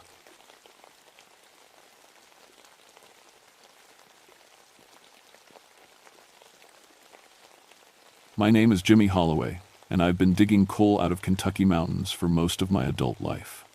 Third generation to work these tunnels, just like my daddy and his daddy before him. Black Diamond Mine sits about 20 miles outside Hazard, carved deep into the mountain where the coal seam runs thick and black. People think mining is just about swinging a pickaxe, but that's old-timer talk. We use machines now, big cutting equipment that chews through rock like it's butter. Still dangerous as hell though. Gas leaks, cave-ins, equipment failures that can crush a man in seconds. That's why I became the union rep for our crew. Somebody's got to fight for safety down here. The mine goes down 800 feet, following coal veins through limestone and shale, dark as midnight, with just our helmet lights cutting through the black. Air tastes like metal and dust, even with the ventilation system running. You get used to it after a while, but visitors always gag on their first breath down there. Consolidated Coal Company owns Black Diamond, and they care more about profit than people. Always have. Safety inspections get delayed, equipment maintenance gets skipped, and they hire replacement workers when we strike for better conditions. Been fighting them for 3 years now, ever since I took over as union rep. Carol, my wife, she's pregnant with our first baby. Due in December, she wants me to quit mining, find something safer, but union wages are the only thing keeping us afloat. Without this job, we'd lose the house, the truck, everything. Besides, somebody's got to stand up for the other guys down there. The older miners tell stories about spirits in the tunnels. Cherokee ghosts, they say. angry about their burial ground, getting disturbed when they opened the mine back in 1923. I always figured that was just superstition. Old guys trying to spook the new workers. Dead is dead. And industrial accidents happen because companies cut corners, not because of angry spirits. Thomas Sixkiller works my crew. He's Cherokee, about 50 years old, been mining longer than anyone else, still breathing. Quiet guy, keeps to himself mostly, but he knows these tunnels better than the company engineers. When Thomas talks, smart people listen. Last month, things started getting weird down there. Equipment failing in ways that didn't make sense. Gas detectors showing dangerous levels in tunnels that tested safe an hour before. Miners talking about feeling watched, hearing sounds that didn't belong underground. I documented everything, like always. Union business means keeping records, proving company negligence when somebody gets hurt. But these incidents didn't follow normal patterns. No mechanical explanation for the equipment failures. No source for the gas leaks. Just unexplained problems that seemed to target specific work areas. Thomas started finding things in the tunnels. Pottery pieces, old bone fragments, stuff that looked ancient. He said they were Cherokee artifacts, probably from burial sites. Company never mentioned any archaeological concerns when they expanded the mine, just blasted through whatever got in their way. The whole crew was on edge. Guys who'd worked underground for 20 years suddenly jumping at shadows, checking over their shoulders every few minutes. Production dropped because nobody could concentrate. Management blamed union agitation, but I knew better. Something was wrong down there, something that had nothing to do with labor disputes. Then the accident started. The first real incident happened on a Tuesday morning in October. Billy Morrison was running the cutting machine in Tunnel 7 when the thing just stopped dead. No warning, no mechanical problems, just shut down like somebody pulled the plug. Billy climbed off to check the power connections. And that's when he saw them, footprints in the coal dust beside his machine. Bare feet, adult-sized, but with toes spread wide like somebody who'd never worn shoes. The prints led from the machine to the tunnel wall and just stopped. No exit, no explanation. "Jimmy, you need to see this," Billy called out, voice shaking. I walked over with my helmet light, expecting to see boot prints from another crew member. But these were different. The impressions were deep and clear, showing 5 distinct toes. Fresh, too, dust still settling around the edges. "Must be from earlier," I said, trying to sound reasonable. "Maybe maintenance crew was down here." But maintenance wore steel-toed boots, and these prints were definitely bare feet. Thomas appeared beside us, studying the tracks without saying anything. He reached down and touched the coal dust around one footprint. "Still warm," he said quietly. That sent chills up my spine. The mine stayed at 55 degrees year-round. Nothing down there should be warm except our equipment and our bodies. Billy refused to restart the cutting machine. Said something was watching him from the shadows beyond our lights. I told him to take a break, get some coffee, calm down. But when the next shift tried to operate that machine, it wouldn't start at all. Electrical systems fine, fuel good, but the engine just wouldn't turn over. 2 days later, we found more footprints, this time in Tunnel 12, near where Thomas had discovered those pottery fragments. A whole line of them, like several people had walked through during the night. Security cameras showed nothing. Motion sensors hadn't triggered, but the prints were there, clear as daylight. Company brought in investigators, thinking somebody was sabotaging equipment. They checked every inch of those tunnels, tested all the electrical systems, interviewed every miner on every shift. Found nothing wrong, no evidence of tampering. That's when the sounds started. First, it was just whispers, voices too quiet to understand, echoing from abandoned sections of the mine. Miners would stop work, listening, but the sounds always came from somewhere else, always just out of reach. Then came drumming, rhythmic and steady, like heartbeats in the darkness. "You hear that?" Danny Kowalski asked during lunch break. We all stopped chewing, listening. Faint drumming echoed through the tunnels, coming from deep underground. Ancient rhythm, not like any music we knew. It lasted maybe 30 seconds, then stopped completely. "Ventilation system," I said. Air moving through the shafts. But I'd been down there long enough to know every sound that mine could make. This was something new, something that didn't belong. Thomas stood up slowly, tilting his head to listen. "Cherokee drums," he said. "War drums." "Come on, Thomas," I laughed. but it sounded forced even to me. "You don't really believe in ghost stories." He looked at me with those dark eyes, serious as a heart attack. "My grandmother heard drums like that before the soldiers came. Before they moved us to Oklahoma. Cherokee spirits drumming means somebody disturbed something that should have stayed buried." The temperature in Tunnel 7 dropped 20 degrees that afternoon. No explanation, no equipment malfunction. Our breath came out in white puffs, like we were standing outside in winter. Thermometers showed the change, but company engineers couldn't find the cause. That night, I went home and held Carol close, feeling our baby move inside her belly. Safe, warm house, electric lights, television humming in the background. Normal world, where footprints had explanations and temperature changes had causes. But lying in bed, listening to October wind rattle the windows, I heard something that made my blood freeze. Drumming, faint but clear, coming from the direction of the mine. Same rhythm we'd heard underground, echoing across the hills like a warning. Carol slept peacefully beside me, but I stayed awake until dawn, wondering what we'd disturbed down there in the darkness. The next week, everything went to hell. Bobby Chen was working Tunnel 9 when his carbide light started flickering. Standard procedure says, change the carbide when your light acts up. But Bobby's was fresh that morning. Then all the lights in that section started failing at once, 10 miners suddenly standing in complete darkness 800 feet underground. Emergency lighting should have kicked in automatically. Didn't happen. Battery-powered backup lights wouldn't turn on. Flashlights died the moment we switched them on. We had to feel our way along the tunnel walls, following the air current back toward the main shaft. That's when Bobby started screaming. Something grabbed him in the darkness. We heard struggling, Bobby yelling for help. Then sudden silence. When we finally got working lights down there, we found Bobby pressed against the tunnel wall like he'd been shoved by something powerful. Scared out of his mind, babbling about hands that felt like ice touching his face. "Cold fingers," he kept saying. "Cold fingers in the dark. No injuries, no evidence of what happened." But Bobby quit that day, walked out and never came back. 20-year veteran. And something in that tunnel broke him completely. The accidents got worse after that. Equipment operators reported controls moving by themselves, machines changing direction without human input. Gas detectors showed deadly methane levels in tunnels that had been safe for decades. 3 separate cave-ins in areas where the geology should have been stable. Each incident followed the same pattern: unexplained equipment failure, temperature drops, and the feeling of being watched by invisible eyes. Miners started working in groups. Nobody wanted to be alone underground anymore. Thomas found more artifacts every day. Arrowheads appearing overnight in work areas that had been clean the evening before. Pottery shards, arranged in careful patterns near mining equipment. Traditional Cherokee tools placed where they couldn't be missed, like somebody was leaving us messages. "They want us to know," Thomas explained. "Want us to understand what we're digging through." I researched the mine's history at the county library, digging through old newspapers and survey records.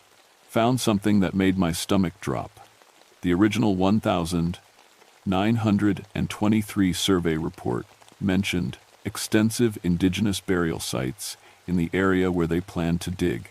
Company response was a single line: archaeological concerns noted but deemed economically unfeasible to address. They knew, Consolidated Coal knew, they were building on top of a Cherokee burial ground, and they did it anyway. 55 years of mining operations, disturbing graves, scattering bones, treating sacred ground like just another source of profit. That night, I called a union meeting to discuss the situation. Half the miners wanted to walk off the job immediately. The other half thought we were all going crazy, seeing things that weren't there. Arguments broke out, guys shouting at each other about ghosts and paychecks and family obligations. "Look," I said, trying to keep order. "Whatever's happening down there, we need to stick together. Document everything, demand safety inspections, force the company to address these incidents. But documentation doesn't help when you're dealing with the impossible." The next morning, we found Tunnel 7 completely changed. Support beams moved during the night, rearranged into patterns that looked like traditional Cherokee structures. Railway tracks bent into spiral designs. Mining equipment repositioned to create clear pathways through the workspace. No human crew could have done that work in one night. Would have taken dozens of men with heavy machinery, making enough noise to wake the dead. Security guards heard nothing. Cameras recorded nothing. But 8 hours of overnight construction had happened in complete silence. Company management arrived that afternoon, executives in clean suits walking through our muddy tunnels, looking uncomfortable and angry. They blamed union sabotage, threatened to fire everyone, and bring in replacement workers from out of state. "You people need to cut this nonsense and get back to work," said Regional Manager Harrison Price. "These ghost stories are affecting productivity." That's when it happened. While Price was standing in Tunnel 7, lecturing us about productivity and union troublemaking, the temperature dropped 40 degrees in 10 seconds. Our breath turned white, frost formed on the tunnel walls, and something moved in the shadows beyond our lights. A figure stepped out of solid rock. Cherokee warrior, dressed in traditional clothing that looked hundreds of years old. Tall man with long black hair, face painted for war, carrying a wooden club decorated with feathers and beads. He looked right at Price with eyes full of ancient anger. Price screamed and ran, stumbled through the tunnels, fell twice, crawled on his hands and knees toward the elevator. We found him 20 minutes later, sitting in his car with the engine running, shaking like a leaf in a windstorm. The warrior was gone. No footprints, no evidence he'd ever been there. But the air still felt cold, and something had changed in those tunnels. The spirits weren't hiding anymore. They were hunting. That weekend, Thomas took me to meet his grandmother, Mary Sixkiller. She lived in a small house near the reservation, surrounded by gardens and traditional Cherokee symbols carved into wooden posts around her property. "Your mind sits on sacred ground," she told me in heavily accented English. Burial place of warriors who died fighting the soldiers. Their spirits never found peace because their graves were disturbed. She explained Cherokee beliefs about the dead. Proper burial ceremonies were essential for spirits to move on to the afterlife. When graves were destroyed, spirits became trapped in this world, growing angry and vengeful over time. "They tried to warn your people," Mary said. "Small signs, gentle pushing, but nobody listened. Now they're done being polite."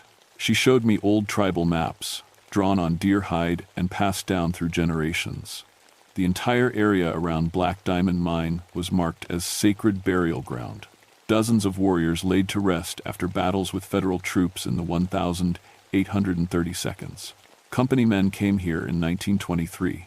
Mary continued. "Talked to my grandfather, offered money for the land. He said no, explained about the graves. They took it anyway, claimed legal right under federal mining laws. The spirits had been angry for 55 years, but something recent had pushed them over the edge. The new tunnel expansions, deeper than ever before, had broken into the main burial chamber. The sacred heart of their resting place. Now they want justice," Mary said. "Blood for blood, or proper ceremony to put them to rest." Monday morning, I tried to convince company management to halt operations, bring in archaeologists, respect the tribal claims. They laughed in my face. "We're not shutting down a profitable mine because of Indian ghost stories," Price said via phone from his office in Charleston. He'd refused to come back to the site after his encounter with the warrior spirit. That afternoon, the spirits declared war. Every piece of equipment in the mine failed simultaneously. Cutting machines, conveyor belts, ventilation systems, emergency lighting, everything shut down at exactly 3:17 p.m. Backup generators wouldn't start. Battery-powered devices died instantly. 53 miners trapped underground in complete darkness. Emergency crews couldn't get rescue equipment working. Radio communications were dead. Even hand-crank emergency phones wouldn't function. Something was interfering with every electrical system within a mile of the mine entrance. That's when we heard the drums. Loud enough to shake dust from the tunnel ceiling, coming from every direction at once. War drums, beating a rhythm that got faster and more intense with each passing minute. Cherokee spirits appeared throughout the mine, not just one or two, but dozens of them.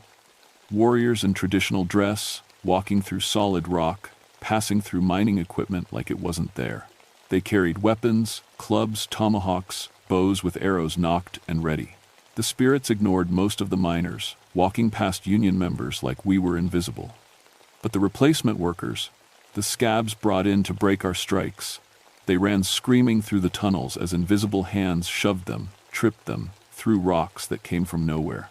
In Tunnel 7, where we disturbed the main burial chamber, something bigger was happening. The rock walls started glowing with strange light, and voices chanted in Cherokee language. Hundreds of voices, singing songs that were older than the mountain itself. Thomas appeared beside me in the darkness. "They're calling their warriors home," he said. "Calling all the spirits who died fighting the soldiers." The main burial chamber opened up before us like a natural cathedral. Bones arranged in careful patterns, pottery vessels holding sacred items, weapons placed beside fallen warriors.